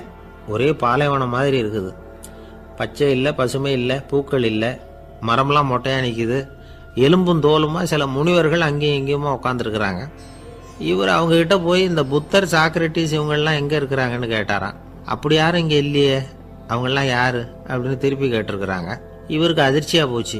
அப்படின்னா அவங்க எங்கே போயிருப்பாங்க? உடனே ரயில் நிலையத்துக்கு ஓடி வந்தார். அப்போ தான் நரகத்துக்கு ஒரு ரயில் புறப்பட்டுக்கிட்டு இருந்தது அங்கேருந்து. அதில் ஏறி உட்காந்தார்.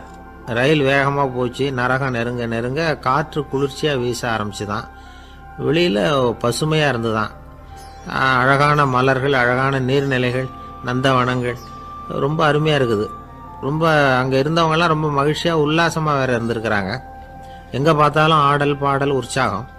இவர் ரயிலை விட்டு இறங்கினார். அவருக்கு சந்தேகம், இதுவா நரகம் அப்படின்னு விசாரிச்சிருக்கார். ஆமாம், இதுதான் நரகம்னாங்களாம். எனக்கு ஒரு சந்தேகம் இருக்கார். என்னன்னு கேட்டிருக்காங்க. கௌதம புத்தரும் சாக்ரட்டிஸும் லாவோஸும் இவங்க மாதிரி இன்னும் பல பேரும் கடவுள் நம்பிக்கை இல்லாதவங்க, அவங்கெல்லாம் இங்கே இருக்கிறாங்களா அப்படிங்கிறது தான் என்னுடைய சந்தேகம் அப்படின்னாராம். இப்போ அவங்க சொல்லியிருக்கிறாங்க, இப்போ நீங்கள் பார்க்குறீங்களே பசுமையும் பச்சை பயிர்களும் ஆடல் பாடல்களும் அழகிய மலர்களும், இது எல்லாமே கௌதம புத்தரும் சாக்ரட்டிஸும் அது மாதிரி மகான்களும் இங்கே வர ஆரம்பித்த பிறகு தான் உண்டாக ஆரம்பிச்சுது. இந்த பிரதேசத்தை அவங்க அப்படியே மாற்றிவிட்டாங்க. இப்போலாம் இங்கே இருக்கிறவங்க யாரும் சொர்க்கத்துக்கு போகிறதுக்கே ஆசைப்படுறதில்ல அப்படின்னாங்களாம். இந்த அதிர்ச்சியிலேயே அந்த பெரியவர் கனவு கலைஞ்சி முடிச்சுக்கிட்டார். இதில் இருக்கிற கருத்து என்னன்னா, நல்லவர்கள் எங்கே இருக்கிறாங்களோ அந்த இடத்துக்கு பேர் தான் சொர்க்கம். சொர்க்கம் நரகம்ங்கிறதெல்லாம் ஆன்மீக பண்புகள், அவ்வளவுதான். ஒரு பெரிய காடு, அந்த காட்டுக்கு மத்தியில் ஒரு ஆசிரமம். அங்கே ஒரு முனிவர் இருந்தார். பல இடங்கள்லேருந்து வர்ற குழந்தைகளுக்கு அவர் பாடம் சொல்லி கொடுத்துக்கிட்டு இருக்கிறார். ஏழை பணக்காரர் அப்படிங்கிற வித்தியாசம்லாம் கிடையாதுங்க. எல்லாரும் அவர்கிட்ட தங்கள் பிள்ளைகளை அனுப்பி வச்சாங்க. மன்னர்களுடைய பிள்ளைங்க கூட அங்கே அவர்கிட்ட தான் படிக்கிறதுக்கு வருவாங்க. ஆனால் அந்த முனிவரை பொறுத்த வரைக்கும் எல்லா பிள்ளைங்களும் ஒன்று தான். இது யார் வீட்டு பிள்ளைன்னெல்லாம் பார்க்க மாட்டார், எல்லாரும் சமம். மாணவர்கள்லாம் அங்கேயே மாத கணக்கில் வருஷ கணக்கில் தங்கி இருந்து பாடம் கற்றுக்கிட்டு போகிறது வழக்கம். அவராக பார்த்து போன்னு சொல்கிற வரைக்கும் அங்கேயே இருக்கணும், படிக்கணும். குருகுல வாசம். ஒரு சமயம் ஒரு ராஜகுமாரனும் அவர்கிட்ட படிச்சுக்கிட்டு இருந்தான். அவனுக்கு ஒரு 15 வயசு இருக்கும். சில வருஷம் கழித்து இந்த முனிவர் தன்கிட்ட இருக்கிற மாணவர்களுக்கெல்லாம் பரீட்சை வச்சார். அவங்களுடைய அறிவு முதிர்ச்சியை கணிக்கிறதுக்காக பல சோதனைகள்லாம் வச்சார். ஒவ்வொருத்தராக பார்த்து, இனிமேல் நீங்கள் உங்கள் வீட்டுக்கு போகலாம் அப்படின்னு சொல்லி அனுப்பி வச்சுக்கிட்டு இருக்கிறார். எல்லாரும் போயிட்டாங்க. கடைசியாக மிஞ்சி இருந்தது ஒரே ஒரு மாணவன். அவனை மட்டும் வீட்டுக்கு அனுப்பலை. யார் அந்த பையன் தெரியுமா? அவன்தான் அந்த ராஜகுமாரன். ராஜகுமாரனுடைய தந்தைக்கு, அதுதான் இந்த ராஜாவுக்கு, அங்கே வயசு ஏறிக்கிட்டே போகுது. என்ன இது, படிக்க போன பையன் இன்னும் திரும்பி வரலையே அப்படின்னு நினச்சார். வந்துட்டா சீக்கிரமாக அவனுக்கு பட்டம் கட்டி விட்டு நாம் விலகிக்கலாமே அப்படின்னு நினச்சார். கல்யாணம் வேறு பண்ணி பார்க்கணும் பையனுக்கு. ஆனால் பையன் வர்ற வழியை காணும். ராஜா பார்த்தார். சரி, நேர்லேயே போய் என்னன்னு தெரிஞ்சுட்டு வந்துடுவோம் அப்படின்னு காட்டுக்கு புறப்பட்டார். அங்கே போய் முனிவரை பார்த்தார். முனிவர் இவரை அன்பாக வரவேற்று உட்கார வச்சார். அதுக்கப்புறம் ராஜா மெதுவா, எல்லாரையும் வீட்டுக்கு அனுப்பி வச்சுட்டிங்களாமே, ஏன் பிள்ளைய மட்டும் அப்படின்னு சொல்லி மெதுவாக இழுத்தார். முனிவர் இதுக்கு உடனே பதில் சொல்லலை. ராஜாவை கூப்பிட்டுட்டு போய் விருந்தினர் குடிசையில் தங்க வச்சார். அதுக்கப்புறம் சொன்னார், உங்கள் மகன் எல்லா பாடங்கள்லேயும் முதலிடம் வாங்கியிருக்கான். இப்படி முதலாவதாக வர்ற மாணவனுக்கு நாங்கள் இன்னொரு தேர்வு வைக்கிறது வழக்கம். அதுலேயும் அவன் முதலாவதாக வந்துட்டான்னா அவன் ஒரு பெரிய வித்வான் அப்படிங்கிற கௌரவத்தை அடைஞ்சிருவான் அப்படின்னார். அதாவது முனிவர் அப்படி சொல்கிறார். அப்படி சொல்லிவிட்டு போயிட்டார் அவர். ராஜா அங்கேயே தங்கிட்டார். ராத்திரி படுத்து தூங்கினார். காலையில் எழுந்திரிச்சு அந்த குடிசைக்கு வெளியில் வந்தார் பல்லு விளக்கறதுக்காக. அந்த சமயத்தில் தூரத்தில் ஒருத்தன் ஒரு கையில் கோடாலியை வச்சுக்கிட்டு தலையில் ஒரு பெரிய விறகு கட்டை சுமந்துக்கிட்டு வந்துக்கிட்டு இருக்கிறது மாதிரி தெரிஞ்சது. யாராவது விறகு வெட்டியாக இருக்கும் அப்படின்னு நினச்சார் ராஜா. கிட்ட வந்ததும் உத்து பார்க்குறாரு. பார்த்தா அது தன்னோட புள்ள. திகைச்சு போயிட்டார். என்ன இது, ஒரு ராஜகுமாரனை கூட இது மாதிரி வேலையெல்லாம் செய்ய சொல்கிறாங்களே அப்படின்னு நினச்சார். ராஜகுமாரன் விறகு கட்டை கொண்டுகிட்டு போய் கொல்லை பக்கம் வச்சான். அந்த சமயம் முனிவர் அங்கே வந்தார். என்ன மகனே, விறகு வெட்டிட்டு வந்துட்டியா? சரி, இப்போ ஒரு துடைப்பத்தை எடுத்துக்கோ, விருந்தினர் குடிசையின் வாசல் பக்கத்தை கூட்டி பெருக்கி சுத்தம் பண்ணு போ அப்படின்னார். அப்படியே செய்கிறேன் குருவே அப்படின்னு சொல்லிவிட்டு போனான். சுத்தம் பண்ண ஆரம்பிச்சிட்டான். ராஜா பார்த்தார் இதை. உடனே ஓடியாந்தார். மகனே, என்ன காரியம் பண்ணுற? துடப்பத்தை கீழே போடுனார். இப்போ அந்த ராஜகுமாரன் சொல்கிறான், தந்தையே, இது என்னுடைய குருதேவரோட உத்தரவு. இங்கே நான் ஒரு மாணவன். இங்கே அரசனும் ஒன்று தான், ஆண்டியும் ஒன்று தான். குருதேவர் சொல்கிறத மறுக்காமல் செய்கிறது தான் எங்கள் கடமை அப்படின்னா. இந்த சமயம் முனிவர் அங்கே வந்தார். இவனை முதுகில் தட்டி கொடுத்தார். அப்புறம் ராஜா கிட்ட சொன்னார், அரசே, உங்கள் புள்ள எங்கள் கடைசி தேர்வுலையும் வெற்றி பெற்றுட்டான். பணிவு தான் மாணவர்களின் மிக உயர்ந்த குணம். குருநாதர் சொல்றது மனசுக்கு பிடிக்கலன்னா கூட மறுக்காம செய்யணும். அப்படி செய்யறதுனால எதை செய்யலாம் எதை செய்யக்கூடாது அப்படிங்கிற விவேகம் அவங்களுக்கு வந்துடும். செய்யக்கூடாததை கூட பெரியவங்க சொல்லிவிட்டா செஞ்சுதான் ஆகணும் அப்படிங்கிற பணிவு அவங்களுக்கு வந்துடும். இந்த குணம் வந்துட்டுதுன்னா அவங்க எத்தனை கடினமான வேலையாக இருந்தால் கூட ரொம்ப சுலபமாக செஞ்சு முடிச்சிருவாங்க. தூக்கத்திலேயும் அப்புறம் துக்கத்திலேயும் தோண்டு போட மாட்டாங்க. இந்த பணிவும் விவேகமும் அவங்கக்கிட்ட மன உறுதியை ஏற்படுத்தும். அந்த உறுதி உங்கள் பையனுக்கு வந்தாச்சு. இனிமேல் அவனை நீங்கள் அழைச்சிட்டு போகலாம். அவன் நிச்சயமாக பேரும் புகழும் பெறுவான் அப்படின்னார். ராஜா அவரை பார்த்து, குருதேவா, புரிஞ்சுக்கிட்டேன், என்னை மன்னிக்கணும் அப்படின்னாரு. அதுக்கப்புறம் மகனை அழைச்சிக்கிட்டு நாட்டுக்கு திரும்பி வந்துட்டார். இந்த கதையை இன்று ஒரு தகவலில் சொல்லுங்க சார், உங்கள் நிகழ்ச்சியில் சொல்லுங்க சார் அப்படின்னு சொல்லி மாணவர்கள் கேட்டால் பணிவாக இருக்கிறது எப்படி அப்படிங்கிறத புரிஞ்சுக்குவாங்க அப்படின்னு சொன்னார் ஒருத்தர். சரி சொல்லுவோம், அதுக்கு முன்னாடி நேர்லேயே ஒரு பையன்கிட்ட சொல்லி பார்க்கலாமே அப்படின்னு தோணுச்சு. உடனே ஒரு பையனை கூப்பிட்டோம். ஏன்பா, உங்கள் வாத்தியார் உனக்கு இது மாதிரி ஒரு பரீட்சை வச்சா என்ன பண்ணுவேன் அப்படின்னு கேட்டோம். நானும் அப்படி தான் சார் நடந்துக்குவேன், விறகு வெட்டுவேன், தொடப்பத்தினால கூட்டி சுத்தம் பண்ணுவேன், உடனே செஞ்சு முடிச்சிருவேன் சார் அப்படின்னா. பலே பரவாயில்லையே அப்படின்னோம். ஆமாம் சார், அப்படி செஞ்சாதானே வீட்டுக்கு அனுப்புவார், இல்லைன்னா இன்னொரு வருஷம் இங்கேயே இருந்து படின்னு சொல்லி விடுவார், அதனால் அப்படி செய்வேன் அப்படிங்கிறான் அந்த பையன். இந்த உலகத்தில் உண்மையாகவே வேதாந்தம் பேசுகிறவங்களும் உண்டு, உள்ளுக்குள்ளே வேற மாதிரி இருந்துக்கிட்டு வெளியில் வேதாந்தம் பேசுகிறவங்களும் உண்டு. ஒரு ஆள் இருந்தார். அவரும் ஒரு கடை வச்சு வியாபாரம் பண்ணிக்கிட்டு இருந்தார். மகா கஞ்சன், யாருக்கும் எந்த உதவியும் செய்ய மாட்டார். எச்சில் கையென்ன ஈர கையை கூட உதற மாட்டார். அப்படிப்பட்ட மனுஷன். அந்த ஊருக்கு ஒரு முனிவர் வந்துக்கிட்டு இருந்தார். வருஷத்துக்கு ஒரு தடவை வருவார். ஒரு நாள் 2 நாள் இருப்பார், அப்புறம் போயிடுவார். அந்த முனிவர் வர்றப்போலாம் இந்த ஆள் எழுந்திரிச்சு ஓடி போய் அவரை வரவேற்பான். ரொம்ப பெரிய வேதாந்தி மாதிரி அவர்கிட்ட பேசிக்கிட்டு இருப்பான். காயமே இது பொய், வெறும் காற்றடைத்த பையும்மா, தர்மம் தலைகாக்கும்மா.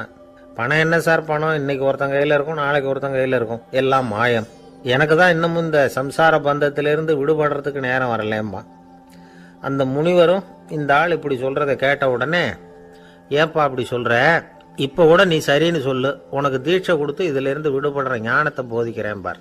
உடனே அந்த ஆள் என்ன சொல்லுவான் தெரியுமா, ஐயோ சாமி, இப்போ அது எப்படிங்க முடியும், பிள்ளைங்கள்லாம் சின்ன சிறுசுங்க, அதுகளுக்கெல்லாம் ஒரு கல்யாணம் காட்சின்னு செஞ்சு கடமையை முடிச்சுட்டா நீங்கள் சொல்கிறபடி செஞ்சு விடலாமா. சரி, இன்னும் முனிவர் போயிடுவார். அடுத்த வருஷம் வருவார். இவன் வழக்கம் போல் வேதாந்தம் பேசுவான்.